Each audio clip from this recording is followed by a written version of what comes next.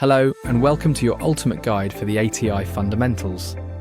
My goal today is simple: give you everything you need to fully understand the key concepts, master them, and walk into your ATI Fundamentals exam with total confidence. In this video we'll cover patient care, clinical communication, infection control, safety protocols, growth development. With over 100 plus success stories, we have proven our videos will help you pass your exam on the first attempt. And remember, our website offers free exam guides and practice questions to help you ace your ATI Fundamentals exam. You'll find the link in the description below, so be sure to check it out and get the resources you need to study smarter, not harder. So let's get started. Question 1. A client about to undergo surgery has an elevated heart rate and blood pressure and feels highly alert. Which stage of the stress response is the client showing? Your options are A, the resistance stage, B, the recovery stage, C, the alarm stage, D, the exhaustion stage. Which one is it? Pause the video if you need more time.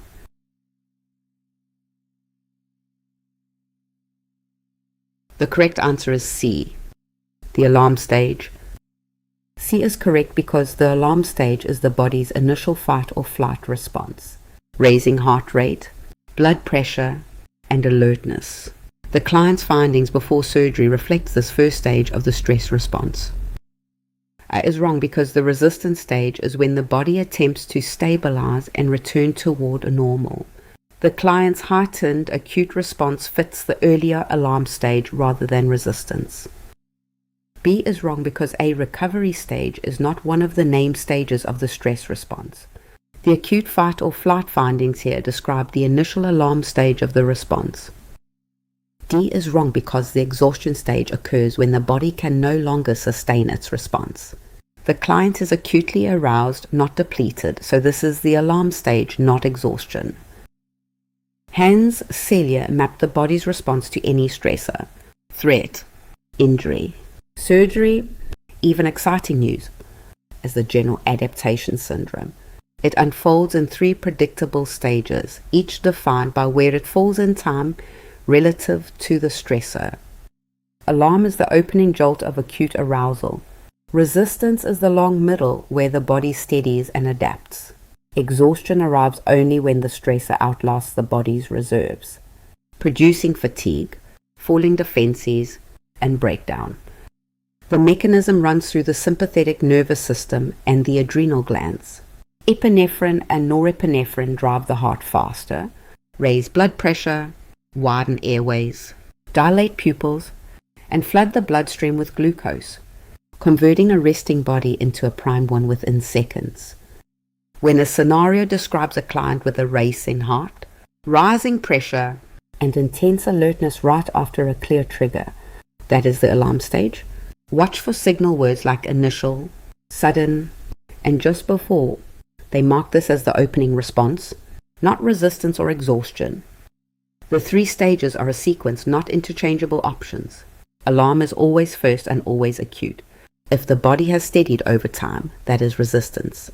If reserves have finally run dry, that is exhaustion. Keep the order clear and the acute, wide-eyed client lands in alarm every time.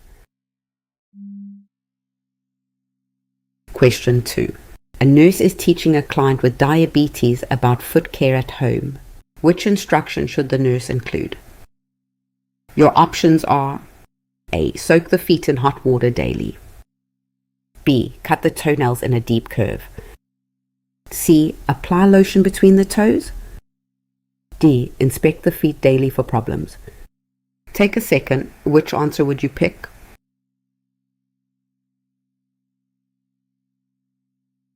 The correct answer is D. Inspect the feet daily for problems. D is correct because a client with diabetes should inspect the feet daily, including between the toes, to catch injuries or sores early. Reduced sensation can hide problems, so daily inspection is a key safety habit. A is wrong because soaking the feet in hot water risks burns because reduced sensation may prevent feeling the heat. Lukewarm water, not hot, is used and prolonged soaking is avoided for this client. B is wrong because cutting the toenails in a deep curve can cause ingrown nails and injury. Nails are trimmed straight across, and a client with diabetes often has a professional perform this care. C is wrong because applying lotion between the toes traps moisture and promotes skin breakdown and infection. Moisturizer is used on the feet but kept away from the spaces between the toes. Diabetes quietly damages two systems the feet depend on, sensation and circulation. Understanding both explains why every foot care instruction exists.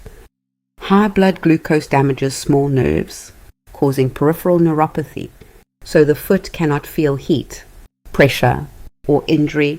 The same disease narrows blood vessels, slowing healing. Together, these turn a minor wound into a serious ulcer. The nerve damage means the person never feels the wound forming. The vascular damage means the body cannot mount an effective repair. These two deficits act together, which is why a foot that looks fine one day can develop a serious ulcer within days. Each safe instruction compensates for one of the two vulnerabilities. Daily inspection replaces the pain warning system the nerves can no longer provide. Lukewarm water prevents scalding a foot that cannot feel heat. Trimming nails straight across avoids ingrown nails that invite infection. Keeping lotion out of the toe web spaces prevents trapped moisture and fungal breakdown. Every correct foot care instruction either helps detect a problem early or protects skin integrity. When a scenario pairs diabetes with daily habits, ask which option preserves an insensate, poorly perfused foot, and the safe answer becomes clear. Question 3. A client who recently had a mastectomy expresses anger and sadness about the change. How should the nurse respond to these feelings? Your options are: A. Tell the client to stay positive. B. Avoid discussing the surgery. C. Acknowledge them as expected reactions. D. Reassure the client the feelings are wrong. Before I reveal it, which one do you think is right?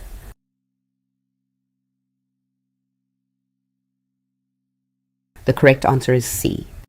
Acknowledge them as expected reactions. C is correct because anger, sadness, and denial are expected feelings when adjusting to a body change. The nurse acknowledges them as normal and offers support, which helps the client work through the adjustment.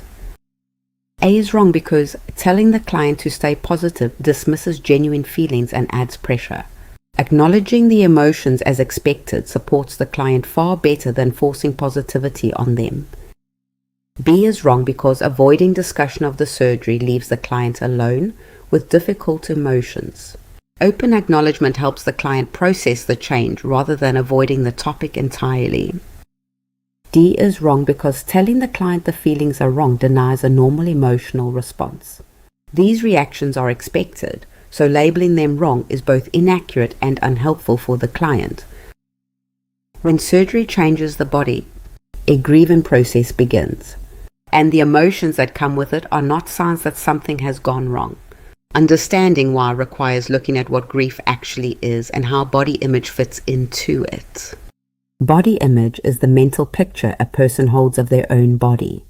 When surgery alters that body, the picture must be rebuilt, and grief is the natural response to any significant loss, whether that loss is a person, a body part, or a familiar sense of self. Elizabeth Kubler-Ross described 5 emotional reactions that often accompany loss: denial, anger, bargaining, depression, and acceptance. Crucially, later work showed these can appear in any order and overlap.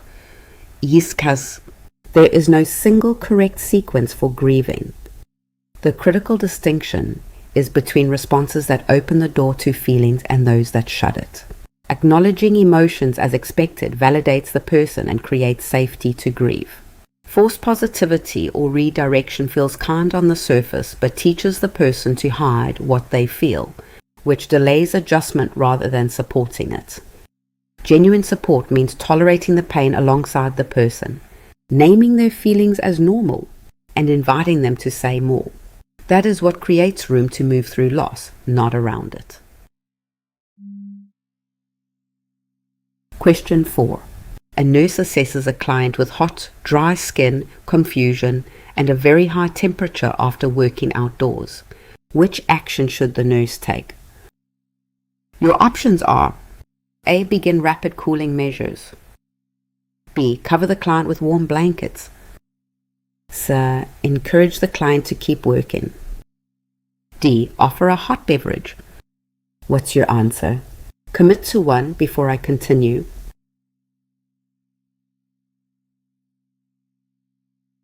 The correct answer is A. Begin rapid cooling measures. A is correct because hot, dry skin with confusion and a very high temperature suggests heat stroke, an emergency. The nurse begins rapid cooling, such as removing clothing and applying cool measures to lower the temperature quickly. B is wrong because covering the client with warm blankets raises body temperature further in a heat emergency. The goal is to cool the client rapidly, so adding warmth is the opposite of what is needed. C is wrong because encouraging the client to keep working ignores a life-threatening rise in body temperature. Heat stroke requires immediate cooling and rest, not continued exertion in the hot environment. D is wrong because offering a hot beverage adds heat the body cannot release, since the client is no longer sweating. Cooling measures, not warm fluids, are the priority in heat stroke. Heat stroke is the most dangerous heat-related illness, a true emergency where the body's cooling system shuts down entirely and core temperature rises to levels that damage tissue and brain. Heat stroke is defined by 3 hallmarks: a dangerously high core temperature, altered mental status such as confusion or slurred speech, and hot, dry skin because sweating has already shut down. The mental status change is the critical line separating heat stroke from the milder heat exhaustion, where the mind stays clear and the skin stays cool and clammy. Normally, the body sheds heat by sweating and by routing warm blood close to the skin surface. In heat stroke, both defenses have been overwhelmed, so heat keeps building with no way out. Cooling packs applied to the neck, groin, and underarms target exactly those spots where large vessels run closest to the surface. Contrast the 2 illnesses side by side: heat stroke, hot, dry skin, altered mental status, cooling system failed, emergency. Heat exhaustion, cool, clammy skin, clear mind, body still compensating, rest, shade, and oral fluids are appropriate. The mental status change is the decisive dividing line. When heat stroke is recognized, one goal overrides everything else: bring the temperature down fast. Strip away clothing, apply cool water and cool packs to the neck, groin, and underarms, and move the person out of the heat immediately. Warm blankets or hot drinks are not just unhelpful, they are actively harmful in a body that has lost the ability to cool itself. Question 5. A caller asks the nurse for details about a client's condition over the phone. Which action best protects the client's confidentiality? Your options are: A. Share the details since they asked politely. B. Read the chart notes to the caller. C. Verify the caller's identity using the code. D. Transfer the call to the client's roommate. Pick one. Trust your gut. Here's your chance to test yourself.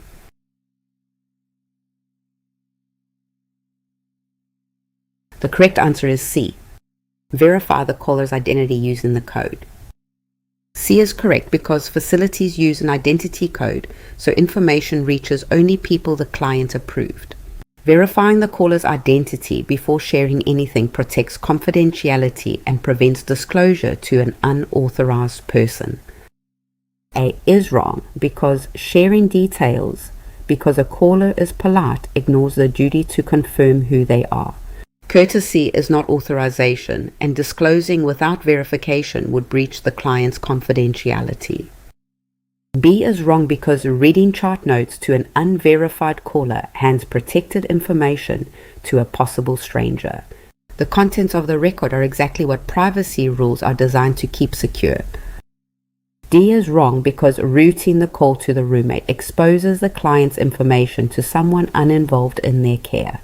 That transfer spreads private details rather than safeguarding them as the privacy rule requires. Confidentiality is the legal and ethical duty to keep a patient's health information private, releasing it only to people the patient has specifically authorized. The information belongs to the patient, and access is a privilege they grant, not a courtesy extended to anyone who asks. Health details are unusually sensitive. A diagnosis or even the fact that someone is a patient can affect their employment, insurance, and relationships. And if patients fear their words won't stay private, they stop being honest, which means clinicians lose the very facts they need to give good care. In practice, the rule is simple: verify before you say anything. Ask for the patient's code or identifier, confirm the caller is on the approved list, and only then decide whether information can be shared. Verification comes first, always. Think of the nurse as a gatekeeper. An unverified caller, no matter how worried or polite they sound, gets nothing, not even confirmation the patient is there. A verified caller who provides the agreed code and appears on the approved list may receive information. The gate only opens for verified contacts. The most common mistake is letting empathy override procedure. A caller can sound completely trustworthy and still have no right to the information. The test is never how legitimate someone seems. It's whether they've been verified as authorized. Hold that line every time. Question 6. A client mentions a concern about how a new diagnosis may affect intimacy. Which response by the nurse is most appropriate? Your options are: A. Change the topic to avoid discomfort. B. Tell the client not to worry about it. C. Say intimacy is not important now. D. Invite the client to discuss the concern. Which would you go with? Lock it in before the reveal.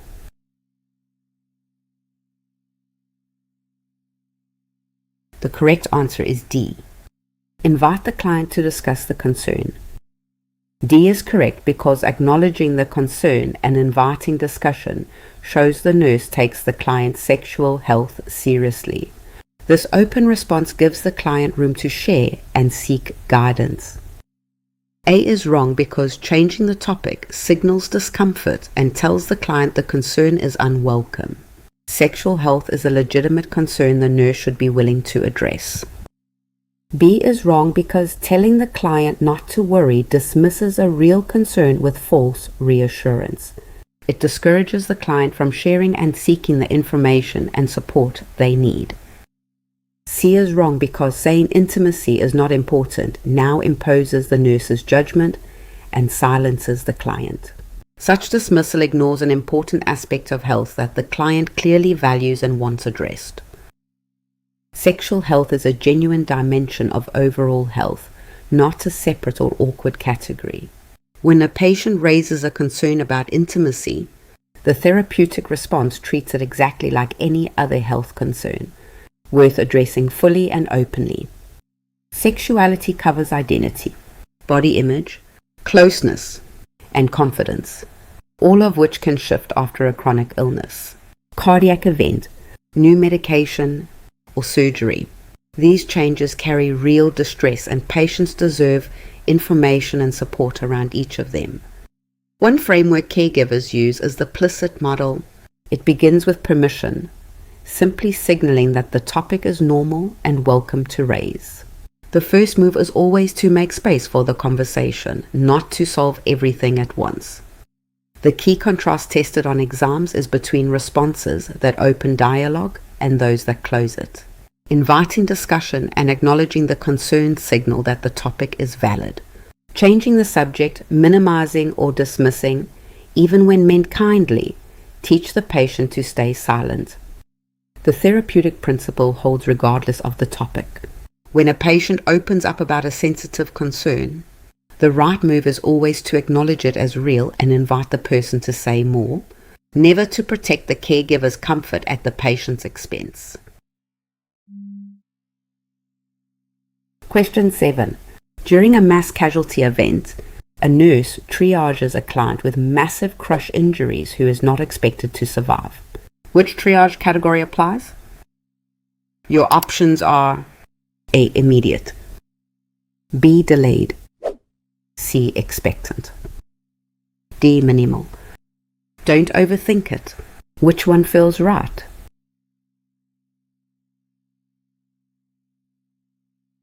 The correct answer is C. Expectant. C is correct because in mass casualty triage, a client not expected to survive despite care is classified as expectant. These clients receive comfort measures, so resources can save those most likely to live. A is wrong because the immediate category is for clients with life-threatening injuries who have a good chance of survival once treated. A client not expected to survive does not fit this life-saving priority. B is wrong because the delayed category is for serious injuries that can safely wait a short time for care. A client expected to die needs comfort care, not a delayed treatment slot. D is wrong because the minimal category is for minor injuries that need little care.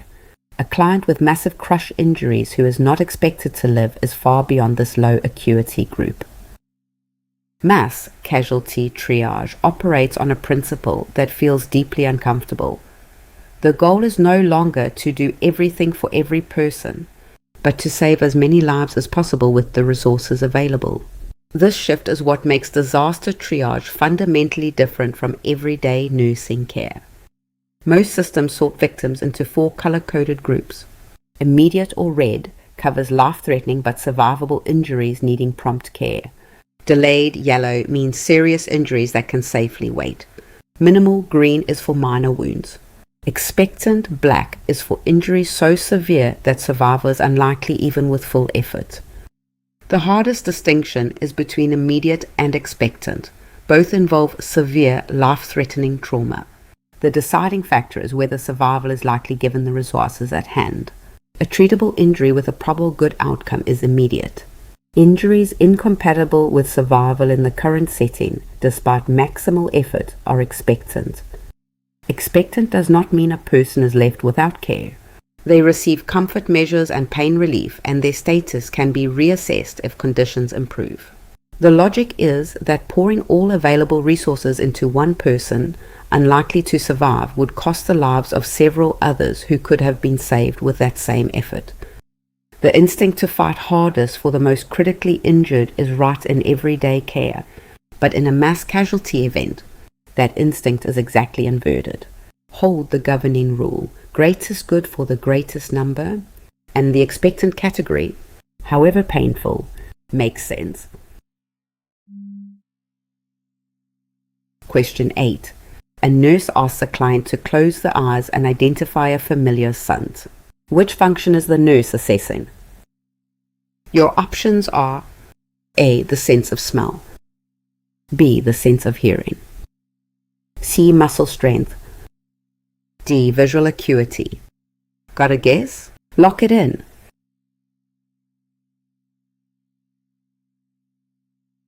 The correct answer is A. The sense of smell. A is correct because having a client identify a familiar scent with the eyes closed tests the olfactory nerve, which controls the sense of smell. This is the function the nurse is assessing here.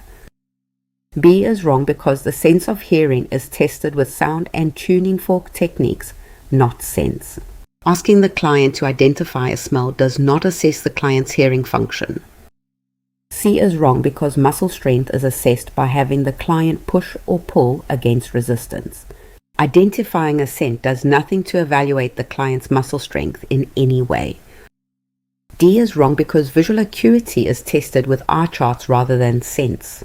A smell identification task does not measure how clearly the client can see objects at a distance. The olfactory nerve is the first of 12 cranial nerves, and its sole job is the sense of smell. Understanding how clinicians test it reveals a broader principle. Every assessment technique must match the exact sense being measured. There are 12 cranial nerves, each assigned to a specific sensory or motor function of the head and neck. Testing them in order lets a clinician pinpoint exactly where in the brain a problem might be located. The technique is deliberate. The patient closes their eyes, one nostril is blocked, and a familiar scent like coffee or vanilla is presented to the open nostril. The eyes are closed not to test vision, but to remove vision, so it cannot substitute for smell. The key rule is simple. Match the stimulus to the sense it actually tests. A smell tests olfaction. A tuning fork or whispered word tests hearing. An eye chart tests vision. And pushing against resistance tests motor strength. Closed eyes remove vision from the equation. They do not make something a vision test. When you see a familiar scent presented to one nostril, that is olfaction, carried by the first cranial nerve. Full stop. Question 9. A nurse provides discharge instructions to a client going home with a new treatment. Which action best confirms the teaching was effective? Your options are: A. Ask if the client has any questions. B. Hand the client a printed sheet. C. Have the client explain the steps back. D. Tell the client to call if confused. Which one is it?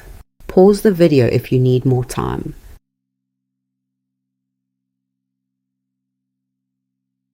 The correct answer is C. Have the client explain the steps back. C is correct because asking the client to explain the steps back confirms understanding rather than assuming it. This teach-back approach lets the nurse catch and correct gaps before the client manages the treatment alone. A is wrong because asking whether the client has questions invites only a yes or no and may miss real gaps. A silent client could still misunderstand, so this does not truly confirm that learning occurred. B is wrong because handing over a printed sheet provides a reference but does not show the client understood it. Written material supports teaching yet cannot verify that the client can perform the treatment.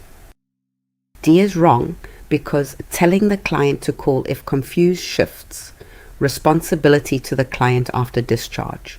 It does not check understanding now when the nurse can still clarify the instructions in person. When we teach a patient something important, saying the words out loud is not enough. Teaching is only finished when we can confirm the learner actually understood. And teach-back is the method designed to do exactly that. Teach-back works by having the learner produce the information rather than simply receive it. The caregiver asks them to explain the plan in their own words or demonstrate the skill. If something is off, the caregiver reteaches that part and checks again, treating any gap as a teaching opportunity, not a learner failure. Picture a nurse who has just explained inhaler technique. She asks the patient to demonstrate. The patient makes a small error in timing. She corrects only that step and has him try again. By the time he leaves, she has direct evidence the skill is intact, evidence no nod or pamphlet could provide.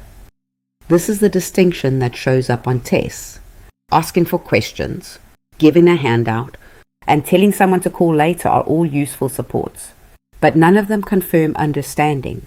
Only having the learner explain or demonstrate actually measures whether the message landed.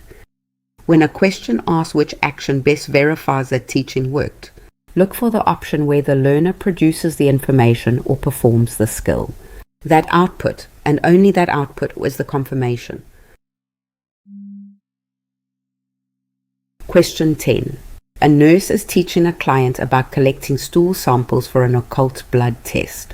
Which instruction is correct? Your options are: A. Collect one sample from a single stool. B. Collect samples from separate bowel movements. C. Mix the stool with toilet water. D. Eat red meat before the test. Take a second. Which answer would you pick?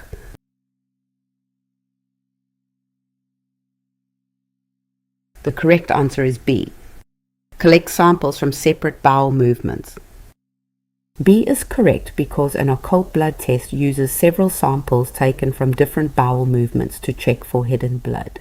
The nurse teaches the client to collect from separate stools and avoid contaminating them with water or urine. A is wrong because collecting a single sample from one stool does not provide the multiple samples this test requires. Several samples from different bowel movements are needed for accurate occult blood screening. C is wrong because mixing the stool with toilet water contaminates the sample and can alter the result. The client collects the stool before it touches water or urine to keep the test accurate. D is wrong because eating red meat before the test can cause a false positive result.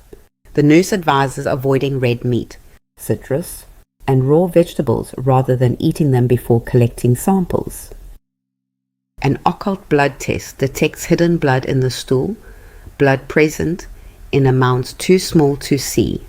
Because slow, invisible bleeding can signal serious conditions like colon cancer or stomach ulcers long before symptoms appear. This test is a powerful early screening tool.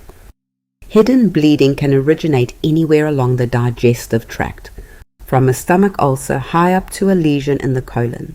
The blood mixes into the stool in quantity so small the eye sees nothing, yet a chemical test can detect it. Bleeding from a lesion is often intermittent. It does not occur with every bowel movement. Collecting samples on consecutive days from separate stools dramatically reduces the chance of a false negative result that a single sample would produce. Contamination with toilet water or urine distorts the chemical reaction, and red meat or certain medications can trigger a false positive. Every collection instruction exists to protect that delicate measurement, because detecting blood the eye cannot see demands both clean specimens and the right dietary preparation. Question 11. A nurse is teaching a family about home safety. Which statement about carbon monoxide should the nurse include? Your options are: A. It has a strong noticeable odor. B. It is only a risk in summer. C. It cannot be seen, smelled, or tasted. D. It is harmless in small amounts. Before I reveal it, which one do you think is right?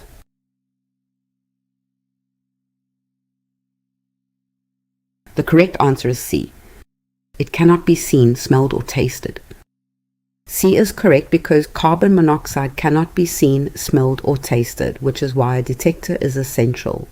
Because it gives no warning to the senses, families rely on an alarm to detect it. A is wrong because describing a strong odor is inaccurate since carbon monoxide has no smell at all.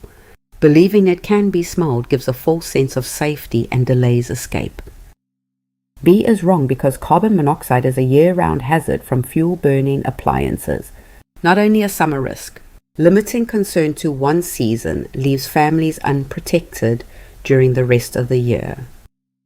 D is wrong because carbon monoxide is dangerous even in small amounts because it binds with hemoglobin and reduces oxygen. Treating it as harmless underestimates a gas that can quickly become deadly. Carbon monoxide is one of the most dangerous household hazards precisely because it gives no warning to your senses. Understanding why it's undetectable and what happens inside the body is the foundation of every CO safety recommendation. Unlike natural gas, which has an odor added for safety, carbon monoxide has none. It is colorless, odorless, and tasteless. Early symptoms: headache, dizziness, nausea, and confusion are so easily mistaken for the flu that a person may not realize they're being poisoned at all. Inside the body, carbon monoxide binds to hemoglobin far more tightly than oxygen does. Once it locks on, it crowds oxygen off the molecule and refuses to release. So blood keeps circulating but delivers less and less oxygen to tissues. The brain and heart, most hungry for oxygen, are the first to suffer. Carbon monoxide is produced anywhere a fuel burns without enough oxygen. Furnaces, gas stoves, fireplaces, and water heaters are common indoor sources. The greatest danger comes when generators or grills are run inside closed spaces, or when a blocked chimney or cracked furnace allows the gas to build up rapidly. Because the body has no way to sense carbon monoxide, a working detector is not optional. It is the household's only defense. Pair it with regular appliance maintenance and never run fuel-burning equipment indoors. And you close the gap the sensors leave open. Question 12. A nurse gently lifts a fold of a client's skin and notes that it returns to place slowly. Which condition does this finding suggest? Your options are A. Adequate hydration, B. A skin infection, C. Healthy circulation, D. Possible dehydration. What's your answer? Commit to one before I continue.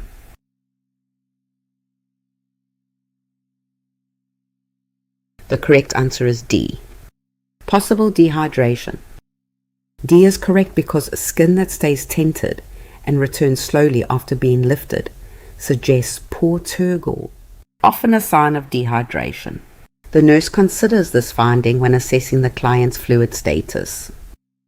A is wrong because adequate hydration is shown by skin that springs back quickly, not slowly. A delayed return points to a fluid deficit rather than good hydration in the client. B is wrong because A skin infection usually shows redness, warmth and swelling, not delayed skin recoil. Slow turgor reflects fluid status, which is unrelated to a localized skin infection. C is wrong because healthy circulation does not produce tenting of the skin. A slow return after lifting the skin reflects hydration, not the adequacy of the client's blood flow. Skin turgor is the skin's ability to spring back after being gently pinched, and it gives clinicians a fast bedside glimpse into a patient's hydration. Understanding why this works requires a look at what lies beneath the skin's surface. When tissue is well hydrated, interstitial fluid keeps cells plump and the skin snaps back immediately. When fluid is lost faster than it is replaced, those spaces between cells shrink. The skin loses its resilience, and the fold returns slowly, sometimes staying tented before settling. Fluid can be lost through vomiting, diarrhea, fever, or sweating, and also through simply not drinking enough. Any of these causes the interstitial spaces to give up their water, and the skin loses its bounce. The body is showing its fluid deficit on its surface. Turgor is assessed by lifting a fold over the sternum or back of the hand. The chest is preferred in older adults because aging skin naturally loses elasticity and can mimic poor turgor even without dehydration. Brisk recoil suggests adequate hydration, slow or tented return points toward a fluid deficit. Skin turgor earns its full meaning when paired with other clinical signs: dry mucous membranes, sunken eyes, dark urine, a rapid heart rate, or low blood pressure. Together, these clues confirm the direction of fluid balance and prompt timely intervention like rehydration. Question 13. A nurse is administering an enteric-coated tablet to a client. Which action by the nurse is correct? Your options are A. Crush the tablet for easier swallowing, B. Let the client chew the tablet, C. Give the tablet whole, D. Dissolve the tablet in juice. Pick one. Trust your gut. Here's your chance to test yourself.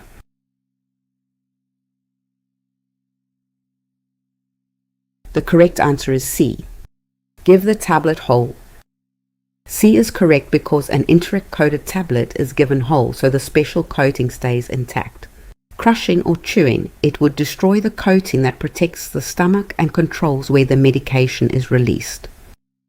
A is wrong because crushing an enteric-coated tablet breaks the protective coating and can irritate the stomach or release the drug too early. The tablet must be swallowed whole instead of crushed. B is wrong because letting the client chew the tablet destroys the coating designed to stay intact until later. Chewing defeats the purpose of the enteric coating, so the tablet is swallowed whole. D is wrong because dissolving the tablets in juice breaks down the coating just as crushing would. The enteric coating must remain intact, so the tablet is given whole rather than dissolved. Enteric-coated tablets have a special shell that protects the medicine all the way through the stomach. Understanding why that coating exists tells you exactly how to give these tablets safely.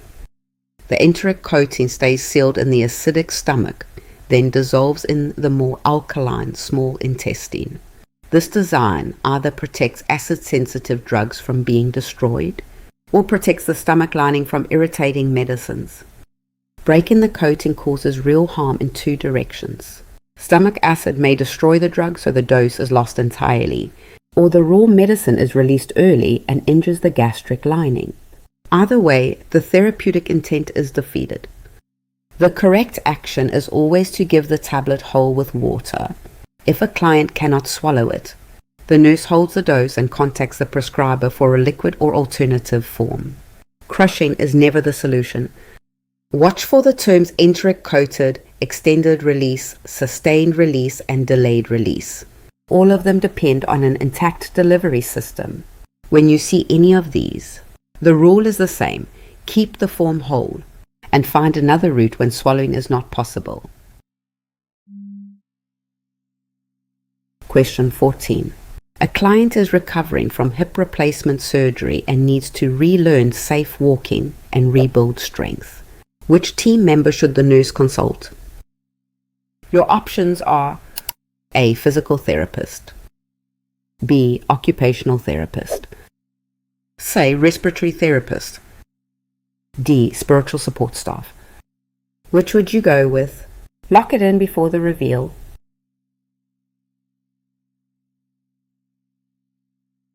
The correct answer is A. Physical therapist. A is correct because a physical therapist assesses and plans care to improve musculoskeletal function and lower extremity mobility. Relearning to walk and regain strength after hip surgery is a core physical therapy goal. B is wrong because an occupational therapist concentrates on daily living skills and upper extremity function. Gait training and lower body strengthening fall outside that focus, so this therapist would not lead the client's recovery. C is wrong because a respiratory therapist manages oxygen and breathing treatments. Walking and strength after surgery involve mobility rather than respiratory care, which makes this referral a poor fit for the client's goal. D is wrong because spiritual support staff provide comfort and address spiritual needs. Helping a client walk again is a rehabilitation task, not a spiritual concern, so this referral would not meet the physical goal. Recovering patients need more than one kind of expertise, so modern healthcare is delivered by a coordinated team of specialists. Knowing who owns which domain is a core nursing skill. 4 specialists are commonly confused on exams. The physical therapist owns large muscle movement, walking, balance, and strength. The occupational therapist focuses on fine daily living skills like dressing and bathing. The speech-language pathologist addresses speech and swallowing, while the dietitian manages nutrition. After a hip replacement, the physical therapist teaches safe weight bearing, how to use an assistive device, exercises to rebuild the muscles around the new joint, and the precautions that protect it while it heals, all within the domain of gross motor function. Scenario signal words tell you which specialist to consult. Walking, gait, balance, and orthopedic recovery point to the physical therapist. Dressing and self-care point to occupational therapy. Speech or swallowing difficulties point to the speech-language pathologist. Each specialist owns a defined territory, and the nurse's job is to route each problem to its rightful expert. Anchor the physical therapist to movement, walking, and strength, and the correct referral for any mobility problem becomes clear every time. Question 15. A client who has an airborne infection must be transported to another department for a test. Which action should the nurse take? Your options are A. Place a respirator on the transporter, B. Place a mask on the client, C. Cancel the test to avoid spread, D. Send the client without precautions. Don't overthink it. Which one feels right?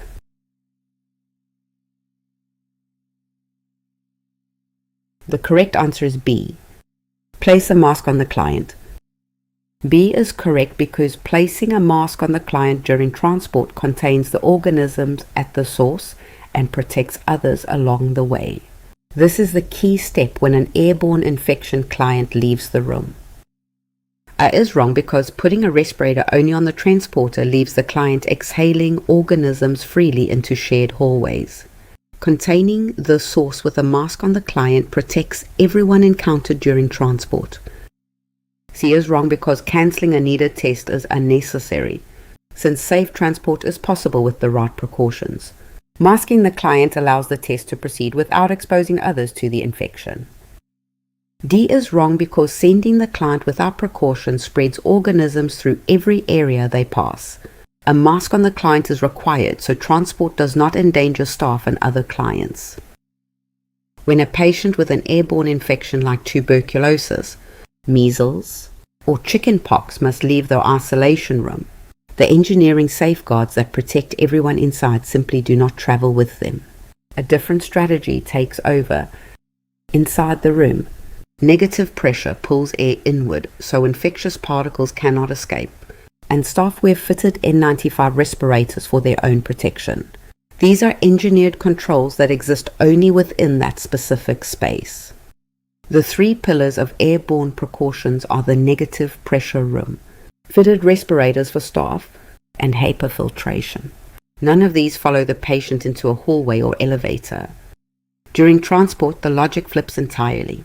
The goal becomes source control, containing infectious particles right at the patient. Placing a surgical mask on the patient traps droplets at their origin before they ever reach the shared air in the hallway.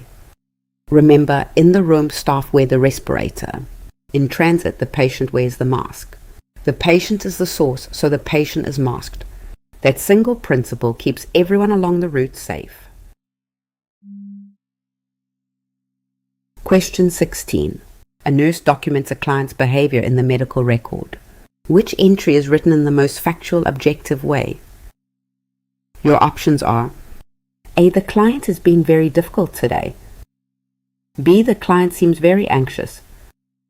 C. The client has a bad attitude. D. The client is pacing and speaking loudly. Got a guess? Lock it in.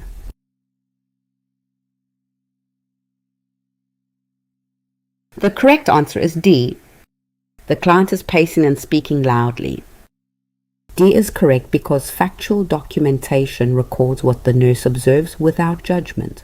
Describing the client pacing and speaking loudly reports objective behavior, which is more accurate than labeling the client's mood or character. A is wrong because calling the client difficult states an opinion rather than an observation.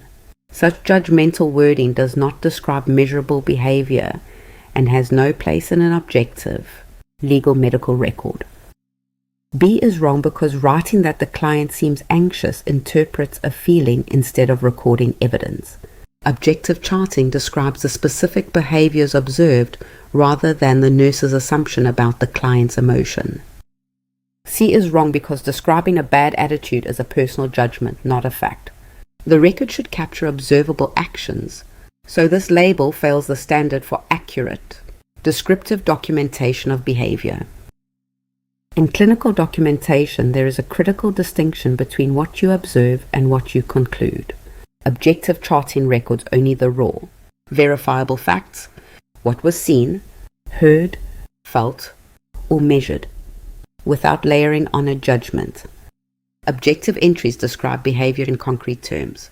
Instead of writing that a client ate poorly, the nurse records that the client ate 25% of the meal. Instead of writing that a client was agitated, the nurse writes that the client paced the room and raised their voice. The top two entries are observations. Any reader can picture and verify them. The bottom two are interpretive labels that tell the reader what the writer concluded, not what actually happened. Labels like hostile and anxious belong at most in a reasoned assessment, not recorded as fact. The medical record is a legal document relied on by many clinicians. An objective entry preserves the raw observation so that every reader can form their own informed judgment. And so the record cannot be challenged as one person's biased interpretation. Before finalizing any chart entry, ask, could another person observe or measure exactly this? Pacing and a loud voice pass that test. Anger and hostility do not. Keep observation separate from interpretation, and the most factual entry is always easy to spot. Question 17. A nurse notes that a client opens the eyes and responds but is drowsy and keeps falling asleep during the assessment. How should the nurse document this level of consciousness?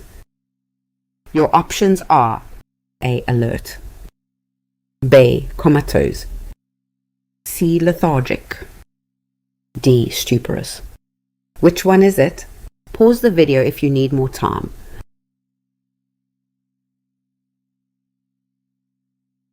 The correct answer is C. Lethargic. C is correct because a client who responds but is drowsy and repeatedly falls asleep is described as lethargic. This term captures a reduced level of alertness that still allows the client to respond. Is wrong because alert describes a client who responds spontaneously and appropriately without drowsiness. Since this client keeps falling asleep during the assessment, the level of consciousness is below fully alert. B is wrong because comatose describes a client who does not respond even to repeated painful stimuli. This client still opens the eyes and responds, so they are far from comatose. D is wrong because stuporous describes a client who responds only to vigorous or painful stimulation. This client responds and opens the eyes more easily than that, so lethargic fits better. Clinicians use a precise shared vocabulary to describe how awake and aware a patient is. These terms exist because vague words like sleepy or out of it mean different things to different people, and level of consciousness is one of the earliest signs of neurological change. The spectrum runs from fully alert at the top down to comatose at the bottom. Each step reflects how much stimulation is needed to get a response and how complete that response is. Alert means awake and fully aware. Lethargic means drowsy but rousable with light stimulation, though the person drifts back to sleep. Obtunded means reduced awareness even when awakened. Stuporous means responsive only to vigorous or painful stimulation. And comatose means no meaningful response at all. Lethargic is a precise point on the spectrum. The patient can be roused with light stimulation, a gentle word or touch, but cannot stay awake and engaged. Charting this as alert overstates awareness. Charting it as stuporous overstates the impairment. The key to mastering these levels is asking two questions. How much stimulation does it take to rouse the person, and how well do they stay roused? That yardstick keeps the terms from blurring together and gives the next clinician an exact baseline to measure any further decline. Question 18. A parent reports that a preschooler has frightening episodes during sleep and resists bedtime. Which instruction should the nurse give? Your options are A. Keep a consistent calming bedtime routine. B. Allow active play right before bed. C. Let the child set any bedtime. D. Use a bright overhead light all night. Take a second. Which answer would you pick?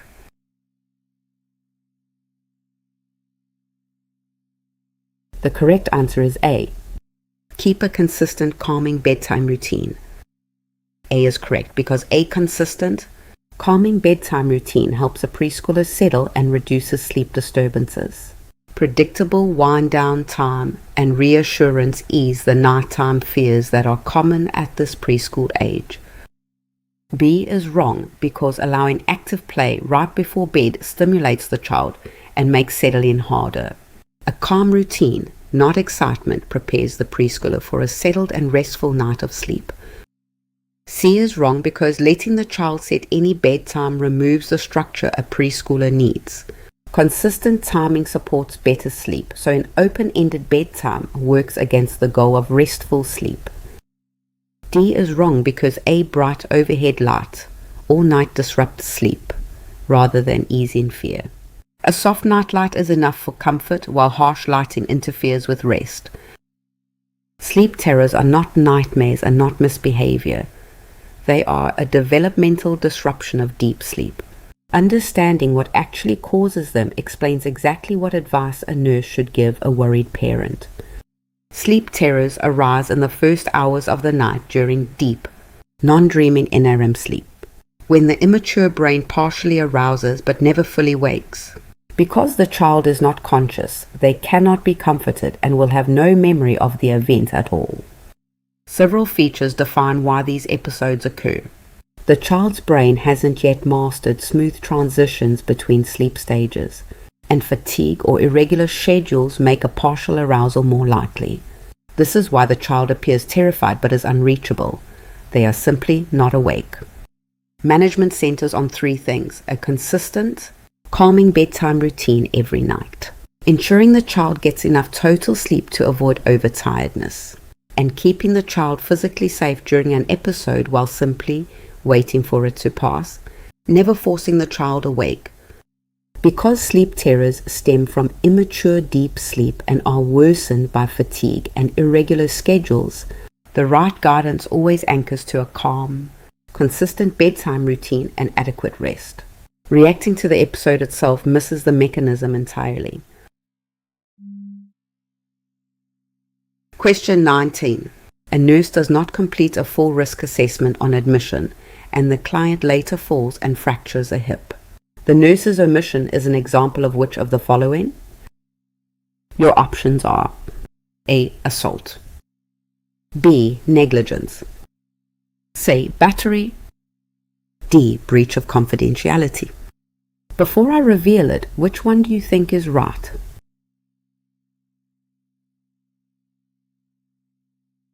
The correct answer is B. Negligence.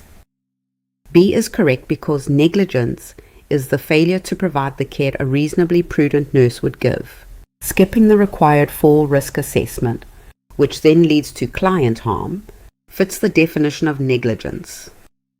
A is wrong because assault is conduct that makes a client fearful of harm. The problem here was a missed assessment, not a threat. So assault does not describe what went wrong in this case. C is wrong because battery is unwanted physical contact with a client. The nurse failed to act rather than touching the client improperly, which means battery is not the correct label for this omission. D is wrong because breach of confidentiality is the release of protected information to an unauthorized person. No private information was shared here, so this tort does not apply to a missed safety assessment. Negligence isn't just about doing something wrong. It's also about failing to do what a competent nurse should do. Understanding this principle means grasping a specific four-part structure that the law uses to hold clinicians accountable. Every negligence claim requires four elements: a duty to care for that patient, a breach of the standard of care, actual harm to the patient, and causation, proof that the breach directly led to the harm. All four must be present. Think of the four elements as links in a chain. If any link is missing, negligence cannot be established. But when all four connect, the framework is complete and accountability follows. A classic example: a nurse omits a required full risk assessment. The patient later falls and fractures a hip. The duty existed, the omission was the breach, injury occurred, and the missed assessment caused the fall. That chain is textbook negligence. The most tested nuance is this: negligence doesn't require an active mistake. Failing to act when a competent nurse would have acted is equally a breach. When harm follows an omission, the four elements are met. That is negligence, or malpractice when committed by a licensed professional. Question 20.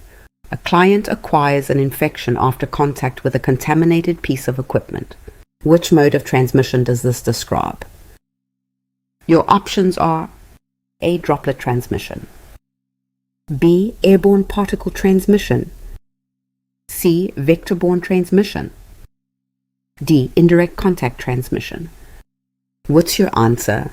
Commit to one before I continue.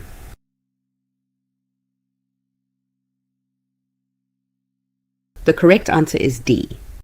Indirect contact transmission. D is correct because indirect contact transmission occurs when an organism spreads through a contaminated object rather than person to person. Acquiring infection from contaminated equipment fits this indirect route exactly. A is wrong because droplet transmission spreads organisms through respiratory droplets from coughing or sneezing. The infection here came from an object, not from droplets, so this route does not apply. B is wrong because airborne transmission carries tiny particles through the air over distances. Contaminated equipment is a surface source, not an airborne one, so this mode does not match the situation. C is wrong because vector-borne transmission involves insects or animals carrying the organism. No living carrier was involved here, only a contaminated object, which makes this route incorrect for the scenario. When infection spread by contact, the pathway matters. Contact transmission splits into two distinct forms, and knowing which form applies tells clinicians exactly how to interrupt it. Direct contact means the microorganism passes through actual physical touch between an infected source and a susceptible person. Indirect contact means it travels by way of an object in between. The presence of that object is the single deciding detail. In indirect contact transmission, a contaminated inanimate object called a fomite serves as the bridge. A pathogen deposited on the surface by one person survives there and is then picked up by the next person who touches it. The object never gets sick, but it carries the organism from one host to another. It helps to keep all four modes distinct. Direct contact is skin-to-skin touch. Indirect contact runs through a contaminated object or fomite. Droplet spread travels on large respiratory droplets over a short distance. Airborne spread rides tiny particles that linger in the air. When a scenario names contaminated equipment or a shared surface as the bridge, the mode is specifically indirect contact transmission. Pin the route to its exact pathway, and the answer resolves cleanly. Question 21. A nurse receives a telephone prescription from a provider during an emergency. Which action should the nurse take to handle it safely? Your options are: A. Enter it from memory after the call. B. Wait to document it until later. C. Read the prescription back to the provider. D. Ask the family to verify the order. Pick one. Trust your gut. Here's your chance to test yourself.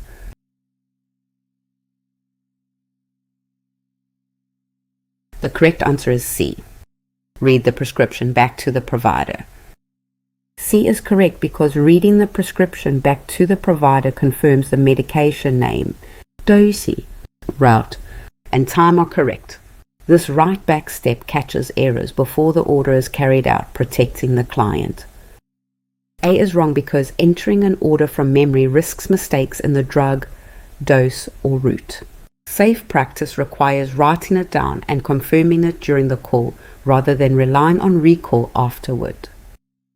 B is wrong because delaying documentation leaves the order unrecorded and open to error.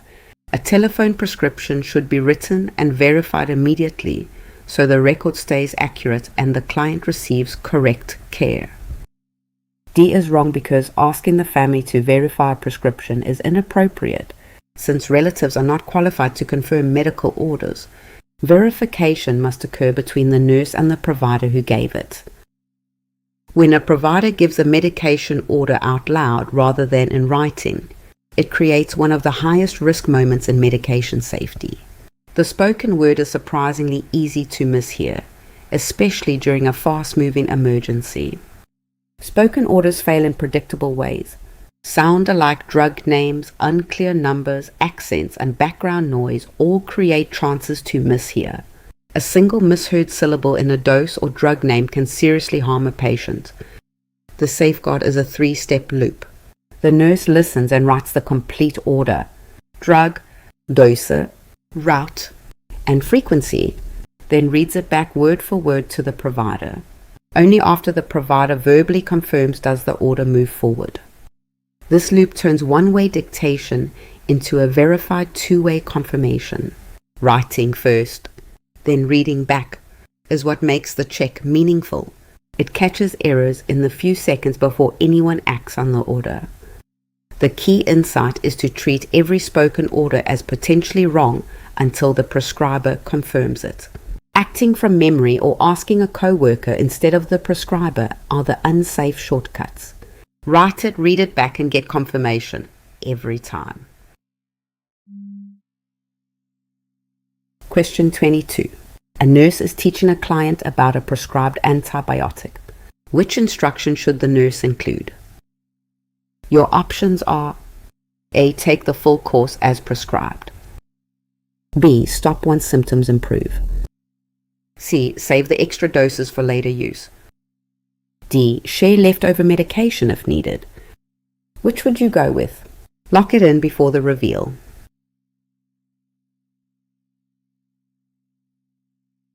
The correct answer is A. Take the full course as prescribed.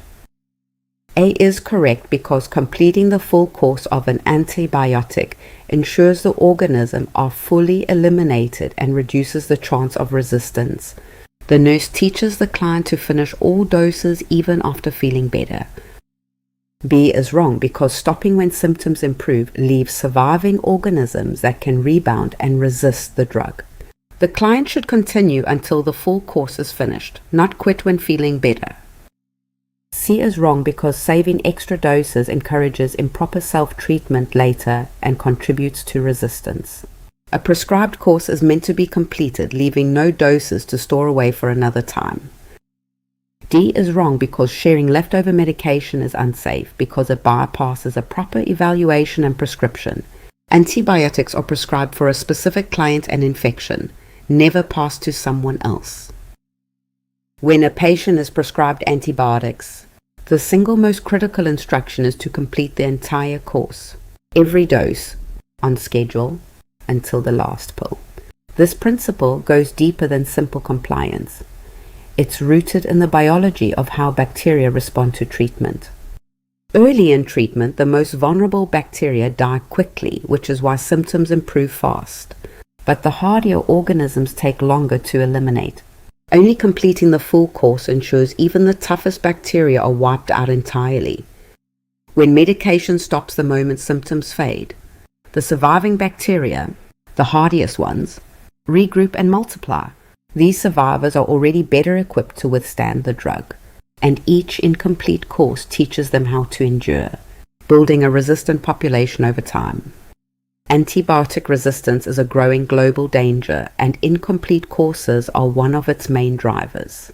Finishing every dose eliminates the entire bacterial population, including the stubborn organisms, leaving none behind to pass on resistance to future generations. Symptom relief is not the same as being cured. Taking antibiotics exactly as prescribed, all the way to the last dose, is what makes treatment both effective and responsible. That's the teaching, and that's the biology behind it. Question 23.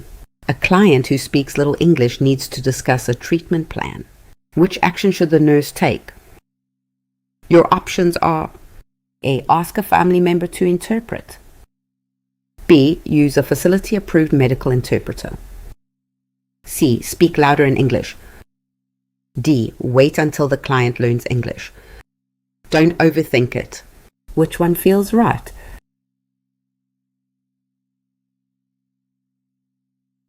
The correct answer is B. Use a facility-approved medical interpreter. B is correct because A trained, facility-approved medical interpreter ensures accurate communication and protects confidentiality. The nurse arranges one rather than relying on family members or other untrained helpers here. A is wrong because asking a family member to interpret risks, errors, and breaches of privacy. Facility policy calls for a trained interpreter, not a relative, for important medical discussions. C is wrong because speaking louder in English does not overcome a language barrier. Volume does not create understanding, so a qualified medical interpreter is still needed for the client here. D is wrong because waiting until the client learns English delays needed care indefinitely. The nurse must communicate now by using a professional interpreter rather than postponing the important treatment discussion entirely. When a patient and clinician don't share a common language, safe care depends on more than finding anyone who speaks both languages. Faithful medical interpretation is a skilled, ethical, and confidential role with real consequences when it goes wrong. A qualified medical interpreter does 4 things a willing bilingual volunteer cannot guarantee. They know the terminology, translate meaning accurately in both directions, keep information confidential, and remain completely neutral, never softening bad news or inserting personal opinion. The interpreter sits at the center of the care conversation, relaying the treatment plan, the patient's symptoms, and the consent discussion accurately in both directions, whether in person or through a phone or video service provided by the facility. Family members, especially children, create 4 serious risks. They may not know medical vocabulary. They may filter or distort information to protect the patient. They can breach privacy on sensitive topics. And using a child places an unfair and harmful burden on that child. Whenever a scenario involves a language barrier and important health information, the answer is a facility-approved medical interpreter, family members, bilingual staff who aren't qualified, and improvised gestures all fall short of the accuracy, confidentiality, and neutrality that safe care requires. Question 24. A nurse is teaching about the chain of infection. Which action best interrupts the mode of transmission link? Your options are A. Treating the client's fever, B. Encouraging fluids for the client, C. Placing the client in a warm room, D. Performing consistent hand hygiene. Got a guess? Lock it in.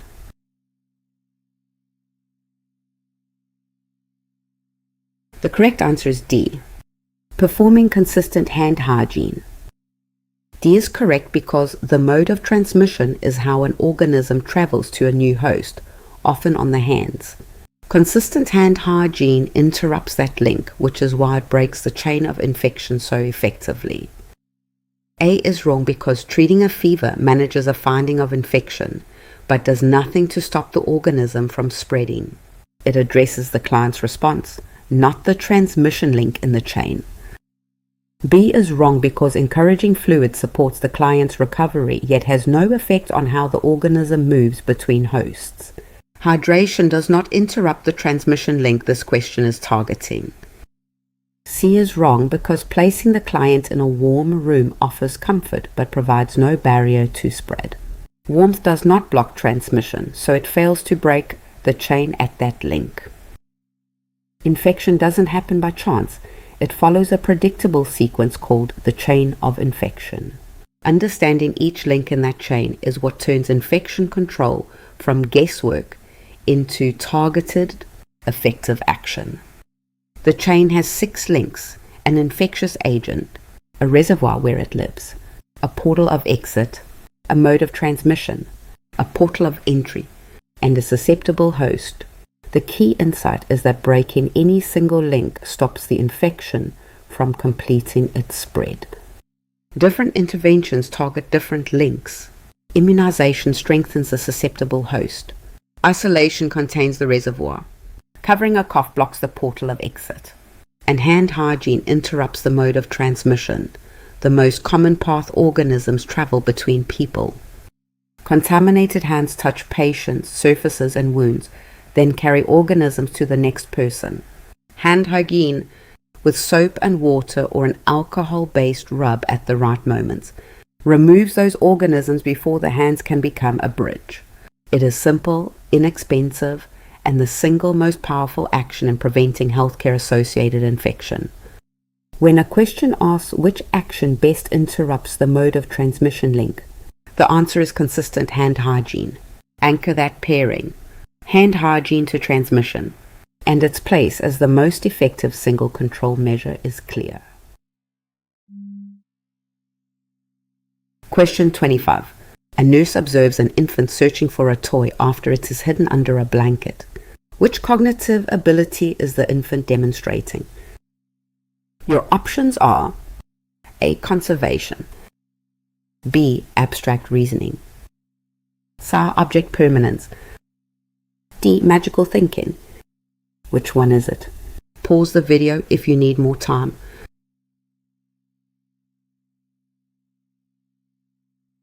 The correct answer is C, object permanence. C is correct because object permanence is knowing an object still exists even when out of sight. An infant who looks for a hidden toy shows this developing ability of the sensor-motor stage. A is wrong because conservation is the later understanding that quantity stays the same despite changes in shape. It develops well after infancy, so it does not explain searching for a hidden toy. B is wrong because abstract reasoning emerges in adolescence, not infancy. An infant thinks through senses and actions. So this advanced ability is not what the infant's searching behavior actually demonstrates in this situation. D is wrong because magical thinking is a feature of preschool thought, where wishes seem to cause events.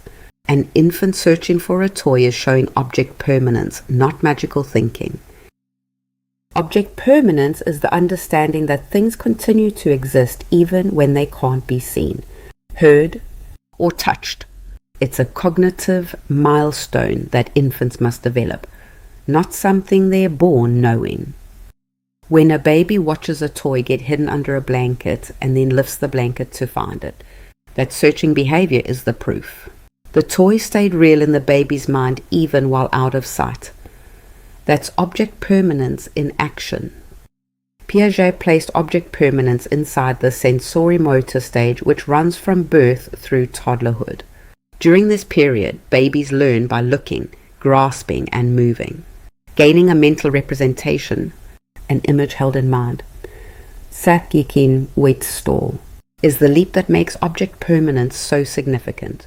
It lays the groundwork for memory, language, and understanding that people persist to. It's critical not to confuse these four abilities. Object permanence belongs to infancy and the sensory motor stage. Conservation, quantity unchanged despite shape, comes in the concrete operational stage. Abstract reasoning emerges in adolescence. Magical thinking is a feature of preschool thought. A searching infant points specifically to object permanence.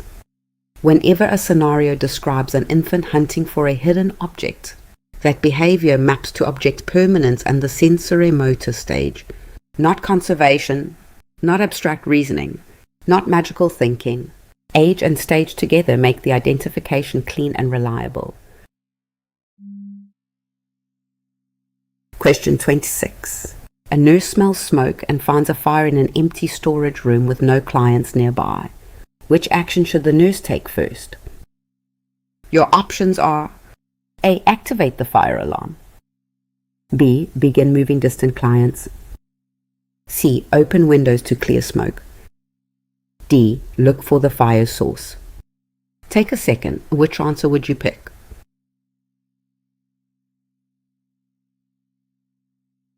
The correct answer is A. Activate the fire alarm.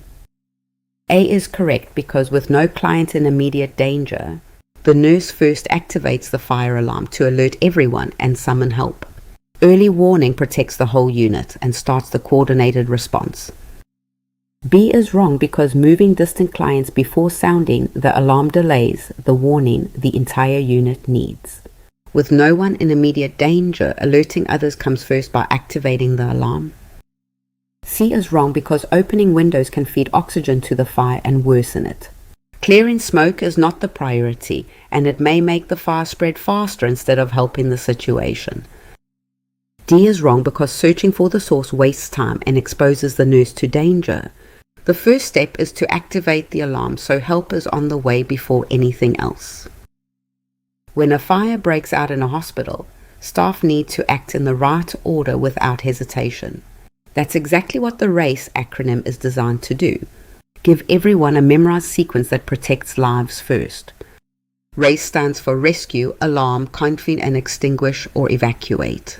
Each step is deliberate.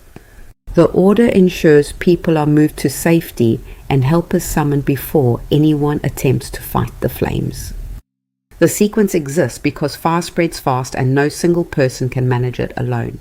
Rescuing protects lives immediately. Activating the alarm brings the entire building and fire department into action. and confining the fire by closing doors slows its spread by limiting oxygen.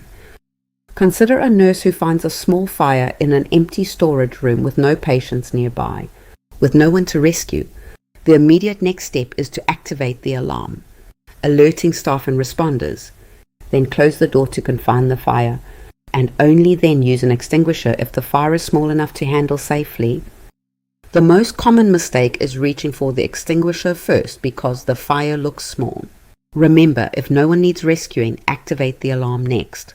That single step sets the whole building's response in motion while the situation is still manageable. Question 27.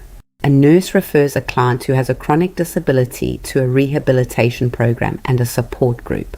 These actions are which level of prevention? Your options are A. Primary prevention, B. Tertiary prevention, C. Secondary prevention, D. Health screening. Before I reveal it, which one do you think is right?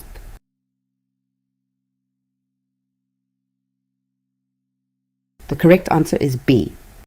Tertiary prevention. B is correct because tertiary prevention reduces the long-term effects of an existing illness or disability and supports the best possible function. Rehabilitation and support group referrals fit this level of prevention. A is wrong because primary prevention keeps healthy people from developing disease in the first place. This client already has a chronic disability, so the focus has moved beyond preventing onset. C is wrong because secondary prevention finds and treats disease early to stop it from worsening. The client's condition is established and chronic, so the goal here is managing long-term effects instead. D is wrong because health screening is a secondary prevention activity used to detect problems early. Referring an already diagnosed client for rehabilitation is about restoring function, not screening for a new condition. Prevention in healthcare doesn't work in just one way. It's organized into 3 distinct levels, each targeting a different moment in the course of disease. Understanding where on the disease timeline an action falls is the key to telling them apart. Primary prevention acts before disease develops at all. Secondary prevention catches disease early through screening before symptoms appear. Tertiary prevention steps in after disease is already established and symptomatic, working to limit its lasting impact. Tertiary prevention isn't about stopping the disease, it's about softening its impact. Tools include rehabilitation, physical and occupational therapy, chronic disease management, and support groups, all aimed at helping a person function and cope as fully as possible. Picture a nurse referring a client with a chronic disability to both a rehabilitation program and a support group. The disease is already present, so care here means reducing disabling effects and helping the client reclaim function and independence. When you see chronic disease, rehabilitation, or support for an established condition, that's tertiary. Healthy habits for the well is primary. Screening the asymptomatic is secondary. Anchor each level to its moment in the illness timeline, and tertiary prevention becomes unmistakable. Question 28. A nurse is teaching a client who takes a medication that can lower potassium. Which food should the nurse encourage? Your options are A. White rice, B. Plain pasta, C. Egg whites, D. Bananas. What's your answer? Commit to one before I continue.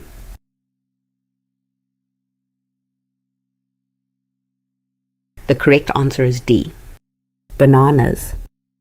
D is correct because bananas are rich in potassium, so the nurse encourages them for a client whose medication can lower potassium levels. Including high potassium foods helps keep the client's potassium within a healthy range. A is wrong because white rice is low in potassium and does little to replace what the medication removes. The nurse recommends potassium-rich foods like bananas rather than low-potassium white rice.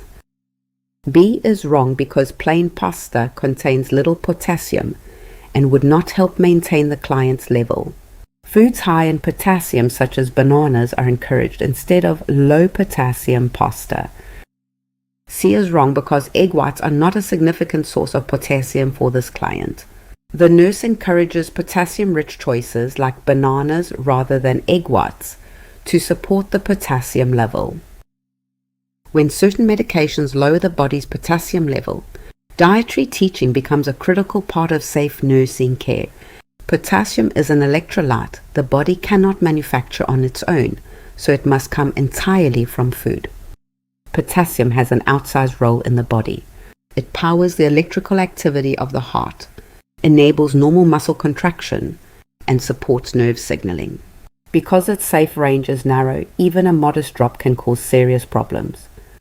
When potassium falls too low, a state called hypokalemia, the consequences include muscle weakness, cramps, and dangerous heart rhythm disturbances. A common culprit is potassium-wasting diuretics, the water pills that flush potassium out through the urine along with excess fluid. Many everyday foods replenish potassium: bananas, oranges, potatoes, tomatoes, spinach, beans, and dried fruits like raisins. Bananas are the most familiar and frequently tested example, making them the go-to food a nurse encourages for a patient at risk. The reasoning is a simple chain. If a medication depletes potassium, the patient needs potassium-rich foods to offset the loss. Bananas are a reliable, familiar source, and knowing that chain is what leads directly to the right teaching. Question 29. A nurse is collecting data during a client interview. Which information is an example of subjective data? Your options are A. The client's blood pressure reading. B. A rash noted on the arm. C. The client's report of nausea. D. The client's measured temperature. Pick one. Trust your gut. Here's your chance to test yourself.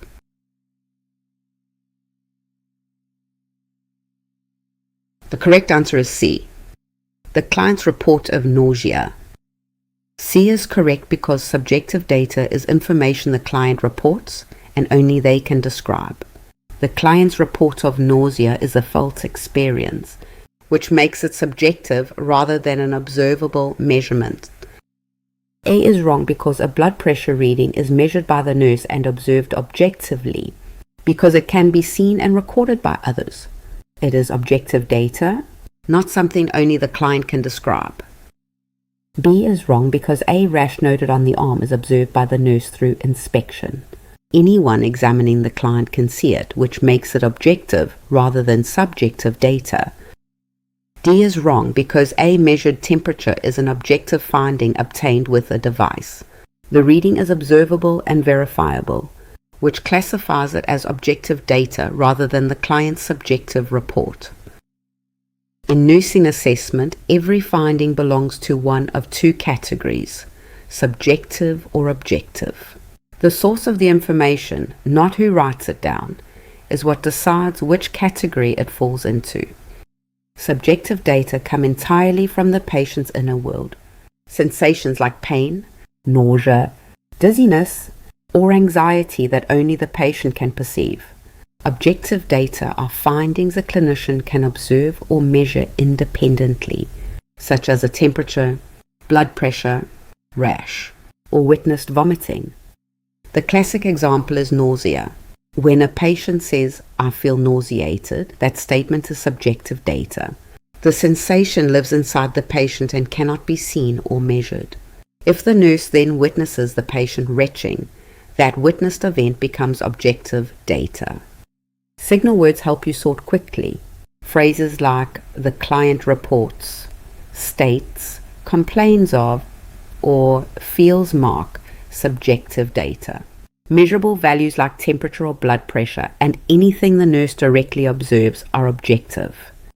The sorting rule is reliable once you anchor it to the source. If the finding comes from the patient's own perception and words, it is subjective.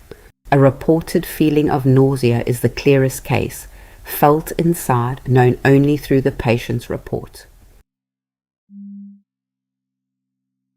Question 30.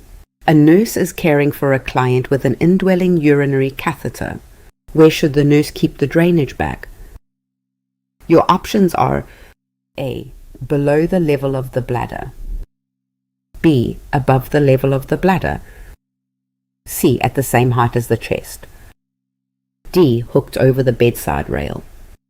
Which would you go with? Lock it in before the reveal.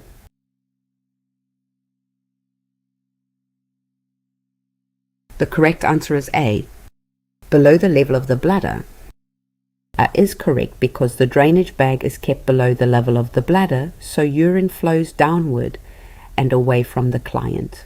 This prevents urine from flowing back into the bladder and causing an infection. B is wrong because keeping the bag above the bladder lets urine flow backward toward the client. This backflow raises the risk of infection, so the bag is kept below bladder level instead. C is wrong because placing the bag at chest height is well above the bladder and promotes backflow of urine. The bag belongs below the bladder, not raised up near the chest. D is wrong because hooking the bag over the side rail can raise it above bladder level and is not secure. The bag is kept below the bladder and attached to the bed frame instead. When a patient has an indwelling urinary catheter, one rule governs everything about how the drainage system is positioned. Understanding why that rule exists is the key to safe catheter management. Gravity does all the work in a urinary drainage system. Urine flows from the bladder down through the tubing and into the collection bag, but only when the bag is kept below the level of the bladder at all times. The urine collecting in the bag is contaminated. If the bag rises above the bladder, that non-sterile urine can flow backward through the tubing and into the bladder, carrying bacteria with it. Keeping the bag low makes backflow physically impossible. Every safe habit around catheter care serves the same goal: unobstructed, one-way flow away from the patient. The bag always hangs low.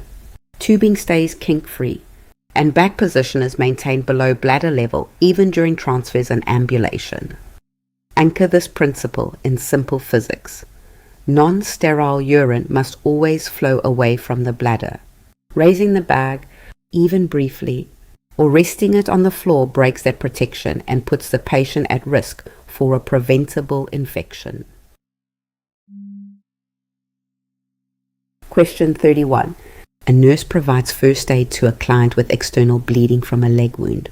Which action should the nurse take first? Your options are A. Elevate the leg and wait. B. Apply direct pressure to the wound. C. Remove any objects in the wound. D. Clean the wound with soap. Don't overthink it. Which one feels right?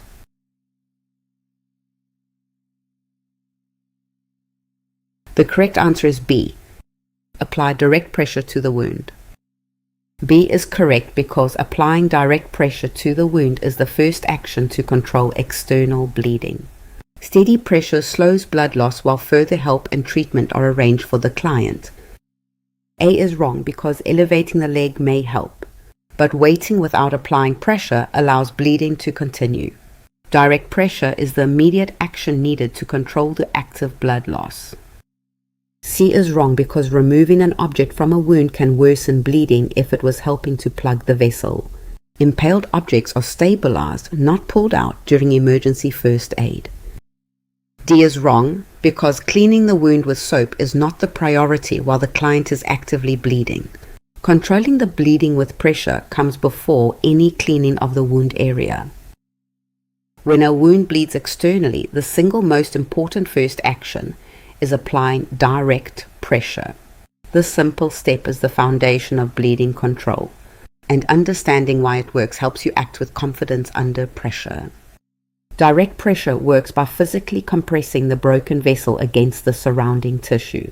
This slows blood flow enough for platelets and clotting factors to build a plug, but only if the blood stops washing that forming clot away. Direct pressure is the fastest effective method available. It preserves the forming clot rather than disrupting it, and it actively supports the body's own repair process. No other first step matches all three of these advantages simultaneously. The technique is straightforward. Press a clean dressing firmly and hold it steady. If blood soaks through, add more dressing on top. Never lift the original, because doing so tears away the clot already forming underneath. Elevation and constant pressure support the effort. The body needs time and reduced flow for a clot to hold. Direct pressure buys that time faster than any other step. Anchor to it first, keep it steady, and you have done the most important thing you can do for external bleeding. Question 32. A nurse is performing routine screenings for a school-aged child. Which screening is especially important during this stage? Your options are A. Bone density screening, B. Glaucoma screening, C. Prostate screening, D. Scoliosis screening. Got a guess? Lock it in.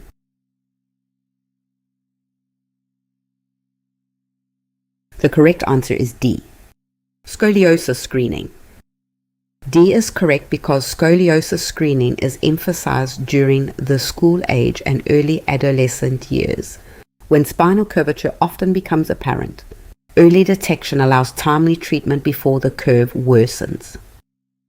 I is wrong because bone density screening targets older adults at risk for osteoporosis. It is not a routine concern for a healthy school-aged child, so it is not the emphasized screening. B is wrong because glaucoma screening is part of eye care for middle and older adults. It does not address the screening priorities of a school-aged child during this stage. C is wrong because prostate screening applies to older adult males, not school-aged children. It has no place in routine screening at this stage, making it the wrong choice here. Scoliosis is an abnormal sideways curvature of the spine. Understanding why we screen for it at a specific age requires looking at how growth and spinal curvature are connected. Normally the spine runs straight when viewed from behind. In scoliosis, it bends to the side in a C or S shape, and the surrounding ribs and muscles can shift along with it. During the rapid growth spurts of late childhood and early adolescence, a spinal curve can worsen quickly as bones lengthen. Catching it while bones are still forming means bracing or monitoring can prevent a severe deformity. Once growth ends, curves are far harder to correct. The screening itself is simple. In the forward bend test, the child bends forward while the examiner looks along the spine from behind for any asymmetry. Children who show a prominence or uneven alignment are referred for imaging and closer follow-up. Scoliosis belongs to the school age and early adolescent years because that is exactly when curves develop and advance. Match the screening to the growth window and its importance at this stage becomes clear. Question 33. A nurse is teaching a client about a medication that interacts with grapefruit juice. Which instruction should the nurse give? Your options are A. Drink extra grapefruit juice daily. B. Take the medication with grapefruit juice. C. Avoid grapefruit juice with this medication. D. Replace water with grapefruit juice. Which one is it? Pause the video if you need more time.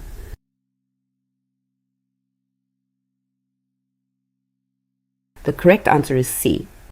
Avoid grapefruit juice with this medication. C is correct because grapefruit juice can increase the absorption of certain medications and raise the risk of toxicity. The nurse teaches the client to avoid grapefruit juice while taking the medication to keep blood levels safe. A is wrong because drinking extra grapefruit juice increases medication absorption and the risk of toxic blood levels. The client is told to avoid it, not to consume more of the juice. B is wrong because taking the medication with grapefruit juice is exactly what should be avoided. The juice raises absorption and can push the medication to a toxic level in the blood. D is wrong because replacing water with grapefruit juice increases exposure to the interaction. The client uses water and avoids grapefruit juice to prevent the medication from reaching a harmful level. When a medication interacts with grapefruit, the effect is not mild. It can push the drug to toxic levels in the bloodstream. Understanding why helps you remember the teaching and apply it confidently. Grapefruit contains compounds that block CYP3A4, a key enzyme in the intestinal wall that normally breaks down many medications before they reach the bloodstream. When this enzyme is blocked, more drug is absorbed than intended, so a normal dose can behave like a much larger one. The drug level rises higher than intended. The enzyme blockade can last many hours, and simply spacing the juice away from the pill does not solve the problem. These three facts together explain why the only safe instruction is to avoid grapefruit entirely. This interaction affects several important drug classes, including medications for cholesterol, blood pressure, and heart rhythm, among others. When in doubt about a specific prescription, the patient should always check with the pharmacist. The key takeaway is the direction of the effect. Grapefruit raises drug levels, it does not dilute them. Advising the patient to avoid grapefruit and its juice entirely is the correct evidence-based instruction, not moderation, and not a time separation. Question 34. A nurse is caring for an unconscious client who is near death. Which action shows awareness of the client's remaining senses? Your options are A. Speak gently as if the client can hear. B. Discuss the prognosis openly at the client's bedside. C. Stop talking to the client completely. D. Assume the client senses nothing now. Take a second. Which answer would you pick?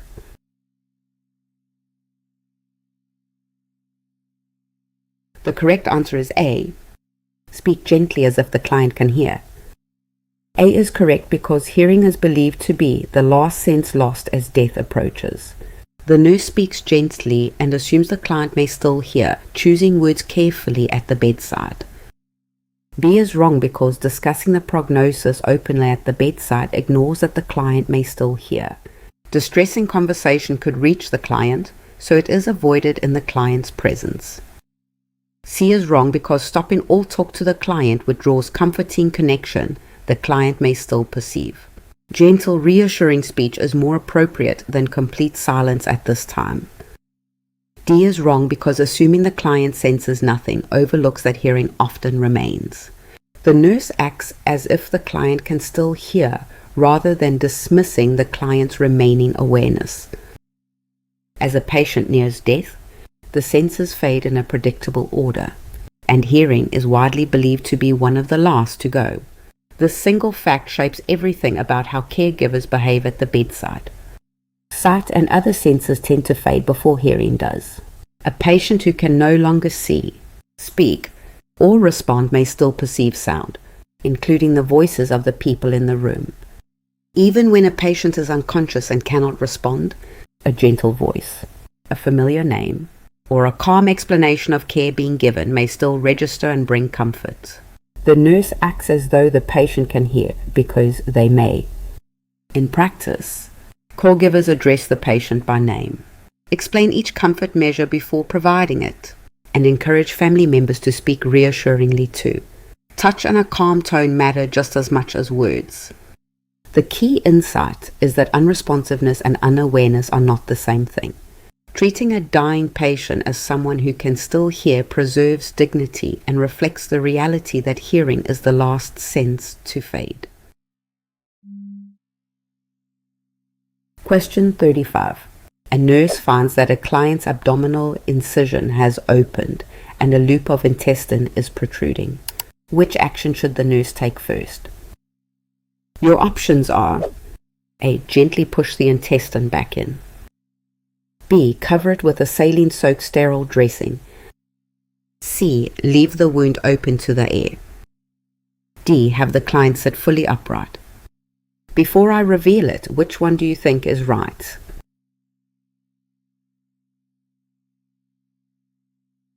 The correct answer is B. Cover it with a saline-soaked sterile dressing. B is correct because protruding intestine through an open incision is evisceration, an emergency. The nurse covers the area with a sterile saline-soaked dressing to keep the tissue moist, calls for help, and prepares the client for surgery. A is wrong because pushing the intestine back into the abdomen can damage the tissue and introduce infection. The protruding organ is covered and kept moist, never pushed back inside by the nurse. C is wrong because leaving the wound open to the air lets the exposed tissue dry out and become damaged. A sterile saline-soaked dressing is applied to keep the organ moist until surgery. D is wrong because having the client sit fully upright increases pressure on the wound and worsens the protrusion. The client is positioned supine with the knees bent to reduce strain on the incision. When a surgical wound separates and abdominal organs protrude through the opening, this is called evisceration, and it demands an immediate, specific nursing response.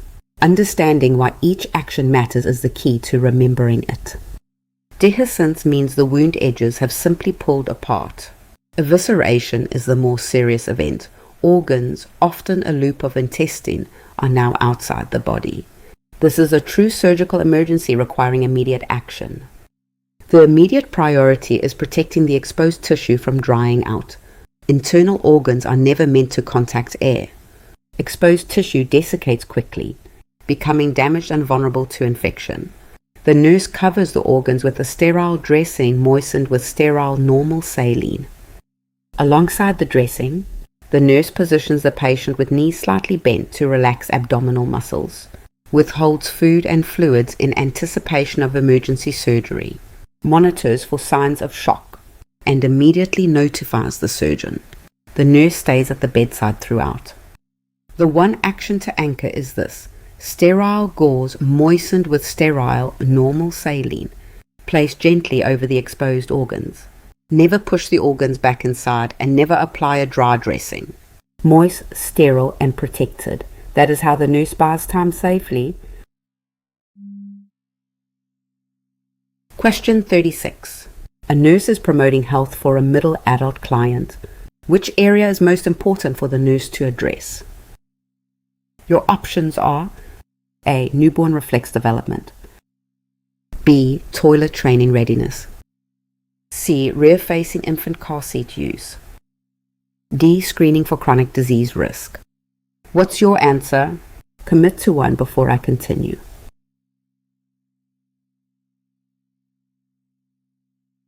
The correct answer is D. Screening for chronic disease risk. D is correct because middle adults face rising risk for chronic conditions such as heart disease and diabetes. Screening for these risks is a key health promotion priority for this stage of life. A is wrong because newborn reflex development concerns infants, not middle adults. It has no relevance to promoting health for a client in midlife, so it is not an appropriate focus. B is wrong because toilet training readiness is a toddler issue with no bearing on middle adulthood. The middle adult's health needs center on chronic disease prevention, not childhood milestones. C is wrong because rear-facing car seat use applies to infants and young children, not middle adults. This childhood topic does not address the health promotion priorities that matter for a client in midlife. Health promotion isn't one size fits all, it's matched to where a person is in life. For middle adults, roughly the 40s through 60s, one priority stands above the rest. Chronic diseases like hypertension, diabetes, and many cancers develop quietly over decades. By middle adulthood, these silent processes are far enough along to be detected, but early enough that treatment can still prevent serious damage. The screenings that matter here target exactly those threats: blood pressure checks, cholesterol and blood glucose testing, and age-appropriate cancer screenings like colonoscopy and mammography. All aimed at finding disease before it causes irreversible harm. Middle adulthood is a critical window. Disease is detectable but hasn't yet caused lasting damage. Catching a rising blood pressure or an early cancer now can prevent a heart attack, stroke, or advanced malignancy later, when a scenario involves a middle adult and health promotion. Anchor your thinking here. Chronic disease screening is the defining priority for this stage, because this is precisely when early detection pays off most. Question 37. A nurse admits an older adult to an unfamiliar hospital room. Which action is the priority to reduce the risk of injury? Your options are: A. Finish the full admission health history first. B. Review the meal schedule in detail. C. Orient the client to the call light. D. Introduce other staff to the client. Pick one. Trust your gut. Here's your chance to test yourself.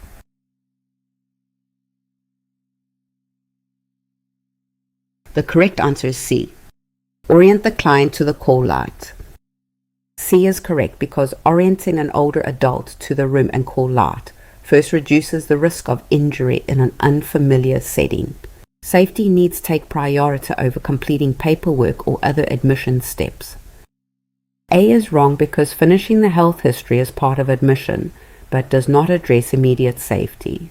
The client could be hurt in the unfamiliar room before the lengthy paperwork is ever finished. B is wrong because reviewing the meal schedule is helpful, but carries no urgency. Orienting the client to the environment protects against falls, which matters more than mealtime information at admission.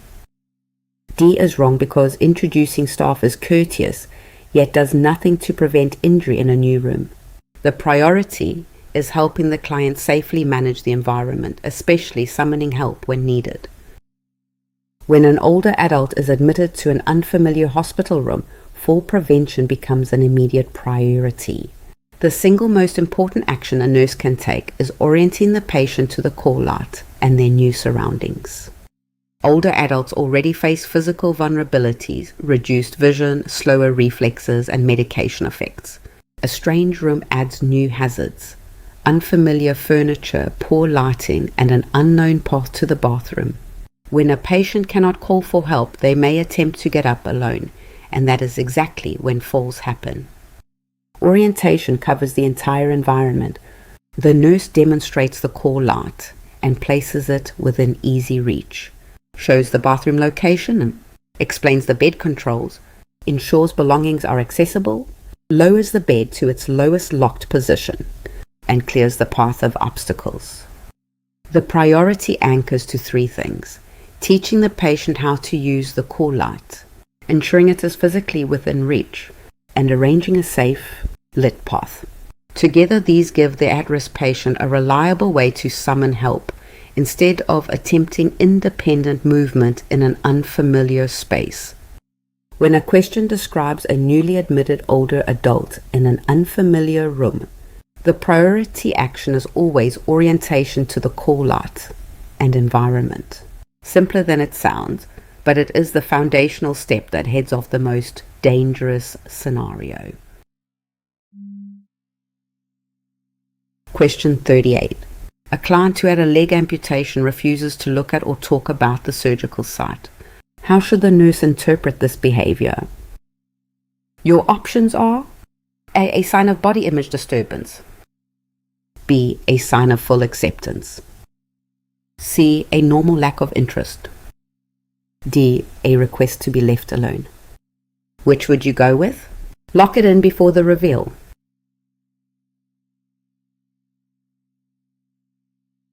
The correct answer is A, a sign of body image disturbance. A is correct because refusing to look at or discuss the surgical site suggests a disturbance in body image as the client struggles to accept the change. The nurse recognizes this and provides supportive care. B is wrong because interpreting the refusal as full acceptance is incorrect, since avoidance suggests the opposite. A client who has accepted the change is usually able to look at and discuss it. C is wrong because calling it a normal lack of interest overlooks the emotional meaning of avoiding the site.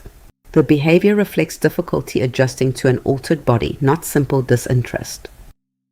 D is wrong because reading the behavior only as wanting to be alone misses the body image concern it signals. Avoidance of the affected part points to a disturbance the nurse should address. When a body part is removed or altered, the psychological impact can be just as significant as the physical change. Body image, the internal picture a person holds of their physical self, does not update instantly when the body changes. Body image disturbance often shows through behavior rather than words. A person adjusting poorly may refuse to look at the site, avoid its care, decline to discuss it, or feel damaged and unwhole. These behaviors reflect the grieving of a lost body part. When the gap between the remembered body and the altered one feels unbearable, a person may cope by avoiding any reminder of the loss. This avoidance is not stubbornness or modesty, it is a meaningful signal of psychological struggle. The body is central to identity, and losing part of it forces a psychological adjustment. The nurse's role is to recognize avoidance as a sign of this disturbance, not dismiss it, and respond with patient, supportive care that lets the client face the loss at their own pace. Question 39. A nurse cares for a young adult who is forming committed relationships and close friendships. Which developmental task does this reflect? Your options are A. Generativity, B. Intimacy, C. Identity, D. Integrity. Don't overthink it. Which one feels right?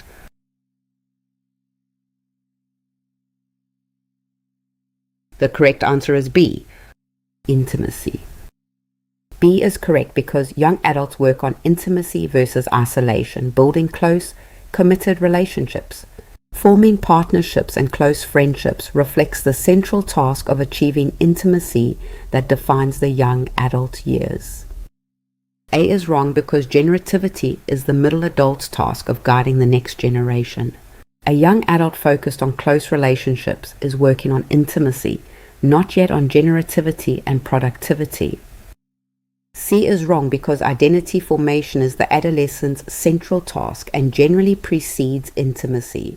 The young adult here has moved on to building relationships, which reflects intimacy rather than identity. D is wrong because integrity is the older adult's task of reflecting on a life well lived. A young adult building relationships is far from this later stage, so integrity does not apply.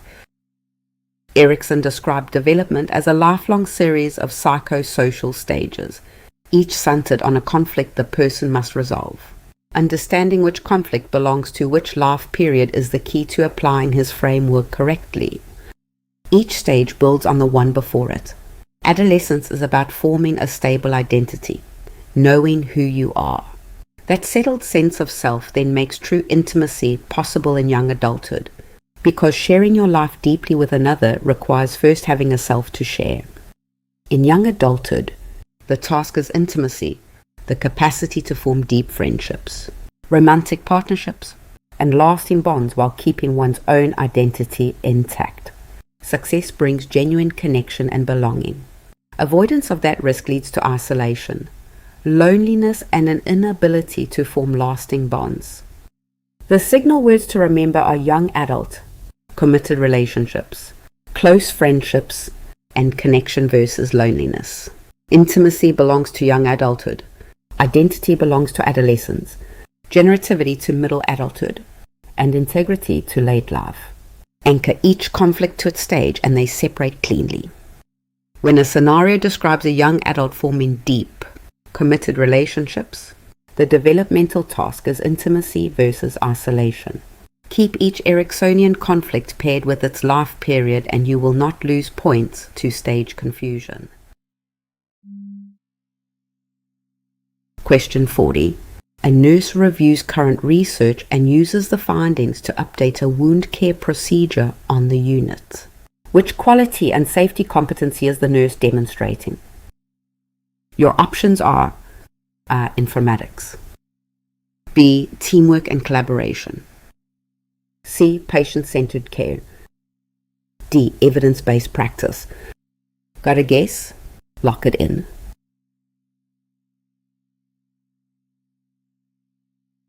The correct answer is D. Evidence-based practice. D is correct because evidence-based practice means basing care on current research and credible knowledge. By using study findings to revise the procedure, the nurse applies the best available evidence to improve client care directly.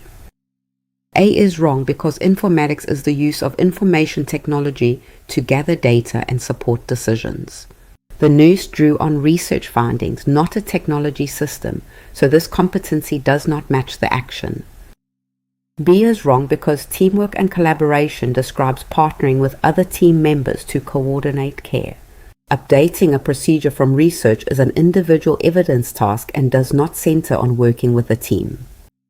C is wrong because patient-centered care focuses on honoring a client's preferences, values, and participation in decisions. The action here involved applying research to a procedure, which reflects a different competency entirely. Evidence-based practice is a core nursing competency that grounds care in current research rather than habit or tradition. Understanding what sets it apart from other competencies is essential for applying it correctly at the bedside. Evidence-based practice rests on 3 pillars: current research evidence, clinical expertise, and patient preferences. All 3 must be integrated. It is never research alone, but research applied through professional judgment in partnership with the patient. Imagine a nurse who reads new wound care studies, appraises the quality of that evidence, and then replaces an outdated unit procedure with a method the research shows works better. That deliberate cycle, question, search, appraise, integrate, change, is evidence-based practice in action. EBP is one of 6 quality and safety competencies in nursing.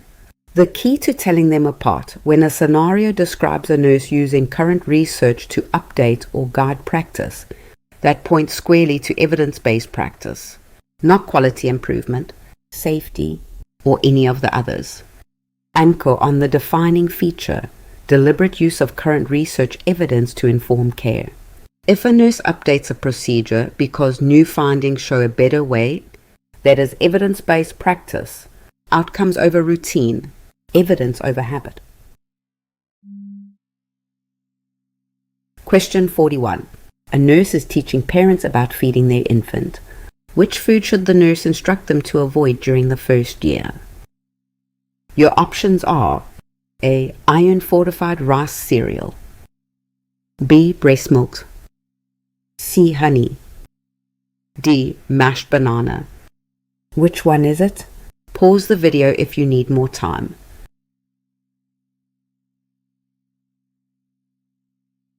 The correct answer is C.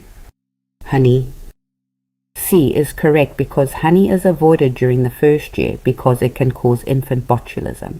The nurse teaches parents to wait until after the first birthday before offering any honey to the child. A is wrong because iron-fortified rice cereal is an appropriate first solid food for an infant. It is recommended rather than avoided, so it does not belong on a list of foods to withhold.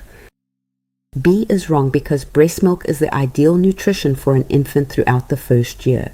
Far from being avoided, it is encouraged, making this an incorrect choice for a food to restrict. D is wrong because mashed banana is a suitable early food once the infant is ready for solids. It is gentle and appropriate, so it is not a food the parents need to avoid this year. One of the clearest rules in infant feeding is that honey must never be given to a baby under 1 year of age. The reason is not about sweetness or nutrition. It is about a hidden danger specific to the infant gut. Honey can carry dormant spores of Clostridium botulinum in a baby under 1 year. The gut is not yet developed enough and lacks the mature bacterial community to stop those spores from germinating, multiplying, and releasing a powerful toxin that attacks the nervous system. That toxin produces the classic signs of infant botulism: muscle weakness, poor feeding, a weak cry, and constipation. Left unrecognized, the illness can become life-threatening. The restriction covers every form of honey, stirred into food, used in baking, or placed on a pacifier.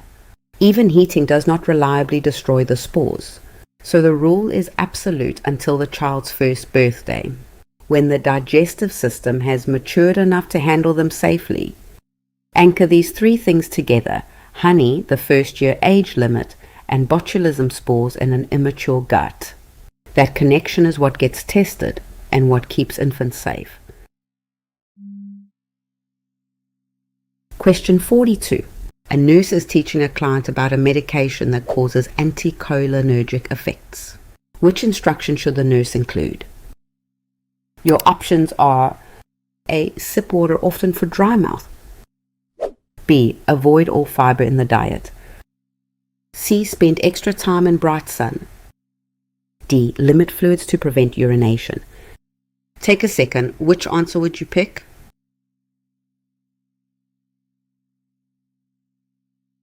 The correct answer is A.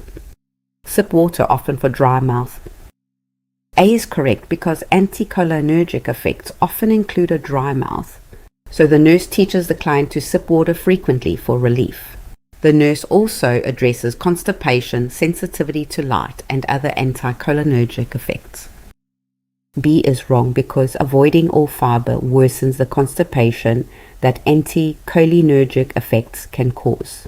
The nurse encourages fiber and fluids, not their removal, to keep the client's bowels moving regularly. C is wrong because spending extra time in bright sun aggravates the light sensitivity these medications can cause. The client is advised to wear sunglasses, not to seek out bright light. D is wrong because limiting fluids does not relieve anticholinergic effects and can worsen constipation and dry mouth. The client is encouraged to drink water rather than restrict fluids to avoid urinating. When certain medications block acetylcholine, the neurotransmitter that runs the body's rest and digest system, a predictable cluster of side effects follows. Understanding this pattern makes the symptoms and their remedies easy to anticipate. Acetylcholine normally activates the salivary glands, eyes, skin, bowels, and bladder. When a drug blocks it across all these sites at once, secretions dry up and normal organ activity slows down throughout the body. The classic pattern is captured in the phrase dry as a bone. Moisture disappears from the mouth, eyes, and skin. While the bowels and bladder slow, the heart rate rises, and some patients experience confusion. Many drug classes carry these properties, including antihistamines, antidepressants, antipsychotics, and bladder medications. Comfort measures match each effect directly. For dry mouth, frequent sips of water, sugar-free candy or gum, and good oral care are the practical teaching points. Lubricating drops address dry eyes. Fluids and fiber reduce constipation risk, and bladder output should be monitored for urinary retention. The testable skill is connecting the blocking of acetylcholine to dryness and slowing, then matching each symptom to its remedy. Dry mouth is the most common complaint, and advising frequent sips of water is always a sound, safe response. Question 43. A nurse is preparing written instructions for a client. Which approach makes the material easiest for most clients to understand? Your options are A. Use medical terminology throughout. B. Write at a basic reading level. C. Use all capital letters for emphasis. D. Fill the page with dense text. Before I reveal it, which one do you think is right?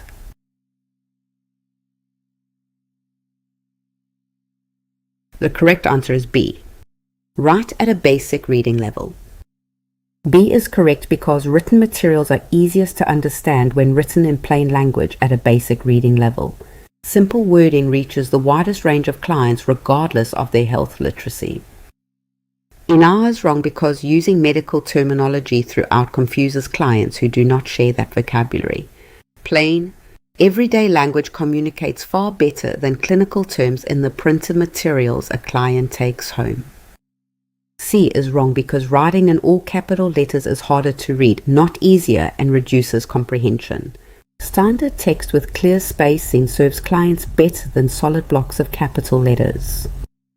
D is wrong because filling the page with dense text overwhelms the reader and buries key points. Generous white space and short sections help clients find and follow the information. Written patient instructions only work if the patient can actually read and understand them.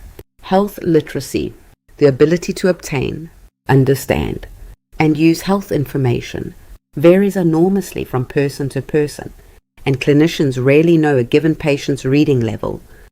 Low health literacy is far more common than it appears. People who struggle with complex text frequently hide it out of embarrassment, nodding along while missing the message entirely. Dense jargon and long sentences fail exactly the patients who most need clear guidance. In practice, writing at a basic level means three things: using plain, everyday words instead of medical terms, keeping sentences short, and focusing on just a few key points. Simple writing is not dumbing down. It is meeting people where they are so the information actually gets through. Picture a nurse writing discharge instructions. Instead of dense paragraphs and technical terms, the nurse uses plain words, short sentences, and a few clear key points, producing material that a client with limited health literacy or someone who is tired or stressed can still read and follow. Writing at a basic reading level removes barriers without shortchanging anyone. Stronger readers have no trouble with plain language, but struggling readers finally have a chance to understand. Anchor patient materials to simplicity, and they become usable across the broadest possible audience. Question 44. A nurse prepares consent documents for several clients. Which client is able to give independent informed consent for their own care? Your options are A. A confused older adult client, B. A school-aged child needing surgery, C. A sedated client before a procedure, D. A married minor living independently. What's your answer? Commit to one before I continue.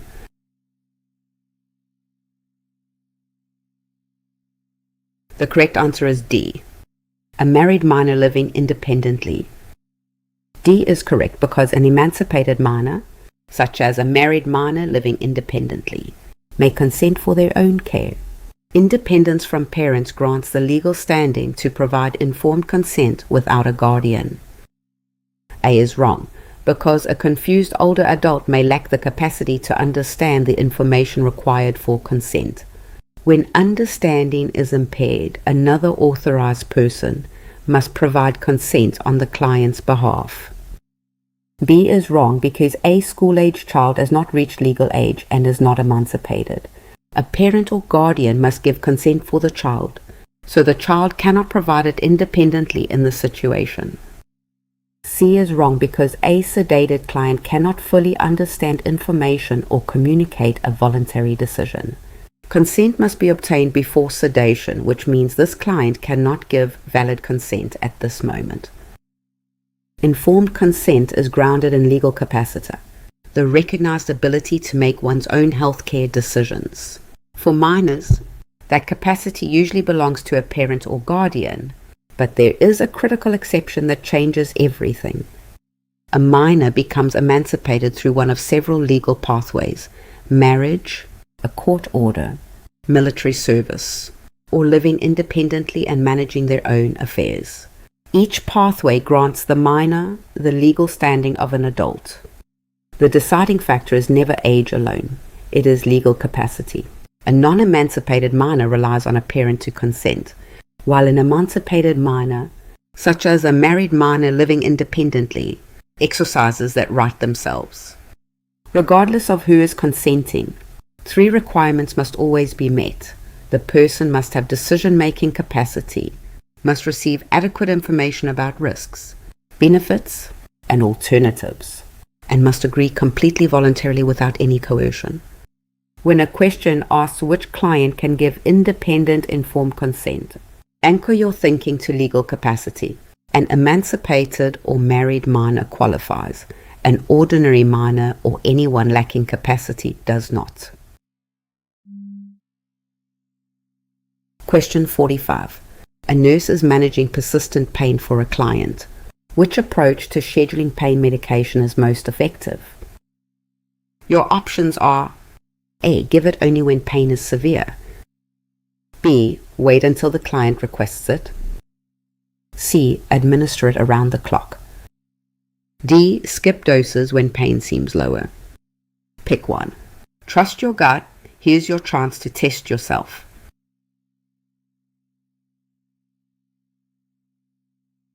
The correct answer is C. Administer it around the clock. C is correct because persistent pain is best managed with medication given around the clock to keep a steady level in the blood. Consistent dosing prevents pain from building and takes less medication than treating severe pain. A is wrong because giving medication only when pain becomes severe allows pain to escalate first. Persistent pain responds better to scheduled doses that keep it controlled rather than chasing it after it peaks. B is wrong because waiting until the client requests medication lets pain return between doses. Around-the-clock scheduling, not waiting for request, maintains steadier relief for a client with persistent pain. D is wrong because skipping doses when pain seems lower lets the medication level fall and pain return. Consistent around-the-clock dosing keeps the persistent pain from rebuilding in the gaps between scheduled doses. When pain is persistent and ongoing, the way we schedule medication makes all the difference. The key principle is staying ahead of pain rather than chasing it after it flares. Around-the-clock dosing maintains a consistent level of medication in the body, preventing breakthrough pain and the painful gaps that occur while waiting for relief. Patients stay comfortable and actually need less total medication over time.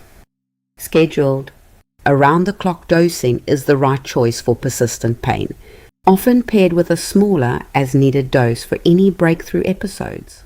As-needed dosing alone suits occasional pain, but for continuous pain it leaves the patient repeatedly falling behind. Think of it like a graph of drug levels over time. Scheduled dosing keeps levels inside the therapeutic range, while as-needed dosing creates peaks and valleys, and those valleys are where the patient suffers.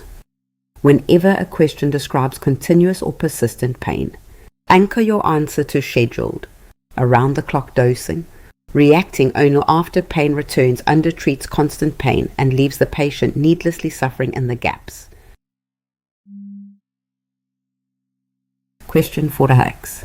A nurse considers which client's vital signs can be delegated to assistive personnel. For which client is delegation of vital signs appropriate? Your options are A stable client recovering from routine surgery. B, a client who just received naloxone reversal. C, a client with sudden chest pain. D, a client whose blood pressure is dropping. Which would you go with? Lock it in before the reveal.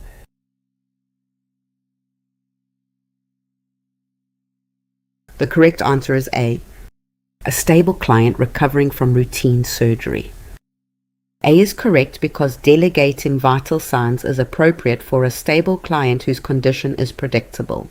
A client recovering routinely after surgery fits that circumstance, so assistive personnel can safely measure the readings. B is wrong because a client who just needed naloxone to reverse respiratory depression is unstable and may deteriorate quickly. Such close monitoring requires a nurse's judgment rather than delegation to assistive personnel. C is wrong because sudden chest pain signals a possibly unstable client whose readings could change fast. The nurse should assess this client directly instead of delegating vital signs during a developing problem. D is wrong because a falling blood pressure shows an unstable, changing condition that needs skilled interpretation. Delegating these vital signs would place a deteriorating client with someone unable to act on the findings. Delegation means assigning a task to another team member while the nurse retains overall responsibility. Safe delegation isn't just about the task, it depends equally on the patient receiving that care. Two factors must align for delegation to be safe. The task must be routine and standardized, and the patient must be stable and predictable. When both conditions are met, assistive personnel like nursing assistants can appropriately take on the work. For a stable patient recovering from routine surgery, measuring vital signs is predictable enough that a nursing assistant can safely perform it and report the results back. The nurse stays accountable for the overall outcome throughout. Routine tasks for stable patients can be delegated, but if the patient is unstable, critically ill, or rapidly changing, the nurse must keep the task because their vital signs may signal a sudden crisis requiring immediate interpretation and clinical judgment. The key insight is that patient stability determines whether even a routine task can be handed off. Anchor your answer to both the task and the patient, and safe delegation becomes clear. Question 47. A nurse is using a fire extinguisher on a small fire. Where should the nurse aim the extinguisher? Your options are A, at the top of the flames, B, at the base of the fire, C, above the flames in the air, D, at the smoke around the fire. Don't overthink it. Which one feels right?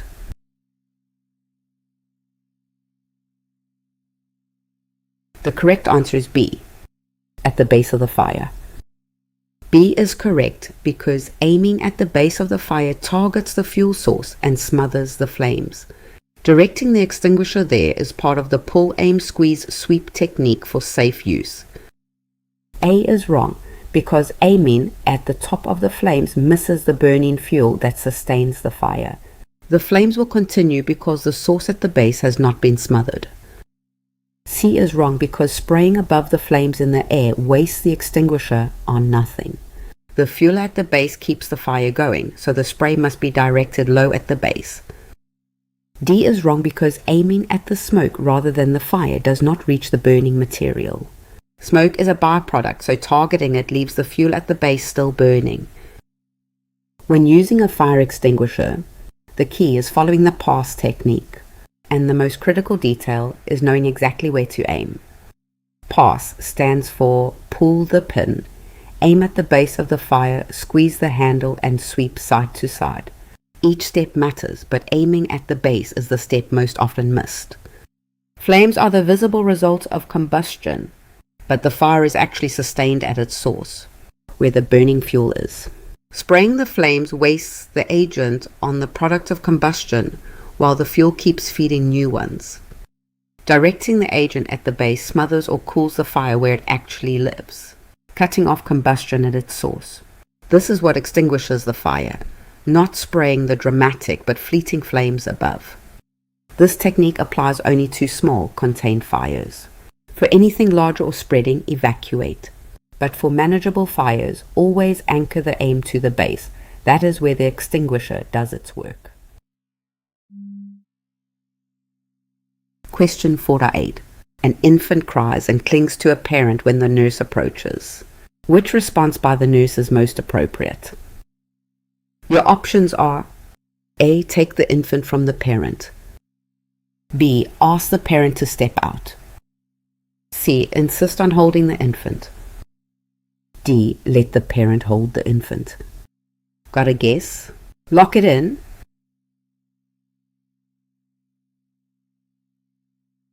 The correct answer is D, let the parent hold the infant. D is correct because stranger fear is normal at this age, so keeping the infant with the parent provides security. Letting the parent hold the infant during care reduces distress and builds cooperation. A is wrong because taking the infant from the parent heightens the fear that is expected at this stage. Separation increases distress rather than easing the infant into the care interaction. B is wrong because asking the parent to step out removes the infant's source of comfort. The parent's presence is reassuring, so sending them away would worsen the infant's anxiety. C is wrong because insisting on holding the infant forces contact. A fearful infant resists. Respecting stranger fear by leaving the infant with the parent is more effective and far less distressing for the infant. Around 6 months, infants develop stranger anxiety, a normal sign that memory, attachment, and the ability to distinguish familiar from unfamiliar people are all maturing on schedule. The distress is not a behavior problem. It proves that memory, attachment, and discrimination are all developing as they should. The baby has formed a bond and now recognizes that the nurse is not part of that bond. Because the parent is the infant's source of security, the nurse works through the parent rather than around them. Keeping the infant in the parent's arms during the exam works with attachment instead of against it. The 3 key actions are let the parent hold the infant, Approach slowly and speak softly, and perform as much of the assessment as possible while the baby stays in the parent's arms. Pulling the infant away heightens fear, because separation is exactly what the baby dreads. Letting the parent hold the infant honors the developmental stage and keeps the child as calm as possible. Question 49. A nurse talks with a middle adult who mentors younger co-workers and finds meaning in guiding them. Which developmental task does this represent? Your options are A. Intimacy, B. Identity, C. Generativity, D. Trust. Which one is it? Pause the video if you need more time.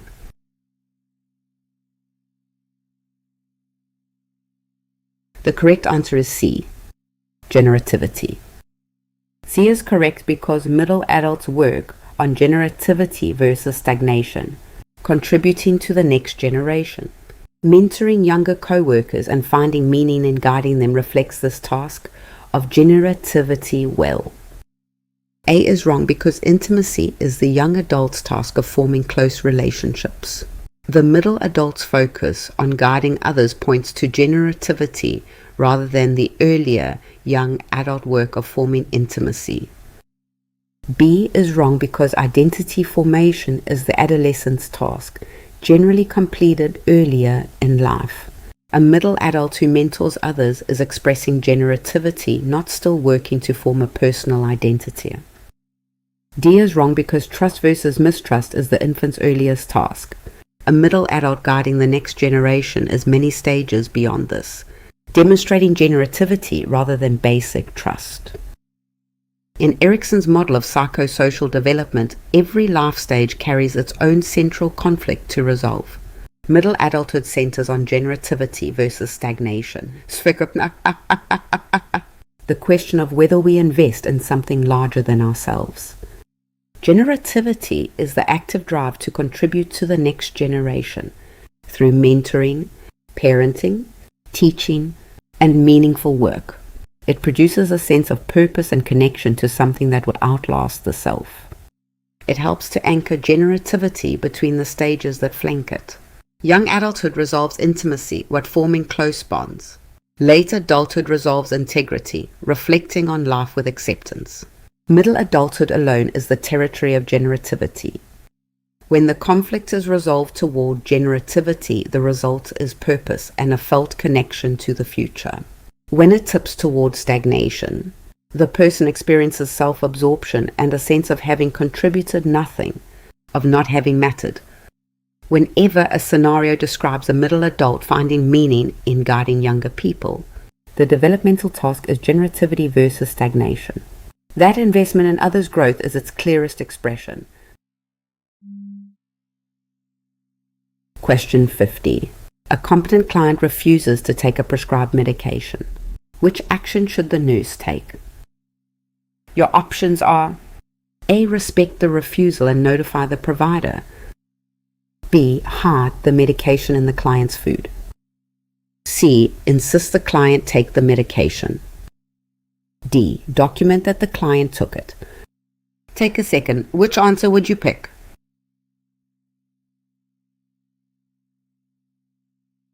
The correct answer is A. Respect the refusal and notify the provider. A is correct because a competent client has the right to refuse medication. The nurse respects the refusal, explains the possible consequences, notifies the provider, and documents the event rather than forcing the medication. B is wrong because hiding medication in food is deceptive and violates the client's right to refuse. A competent client must be informed, so concealing the dose is unethical and inappropriate. C is wrong because insisting the client take the medication ignores their legal right to refuse care. The nurse informs the client of the risk but does not force a competent adult to comply. D is wrong because documenting that the client took it would be false, since the client refused. Accurate charting reflects the refusal, the provider notification, and the teaching the nurse provided. When a competent adult refuses a prescribed medication, the care team must respect that choice. This right is grounded in a fundamental ethical principle. Autonomy, the idea that people have authority over their own bodies and healthcare decisions.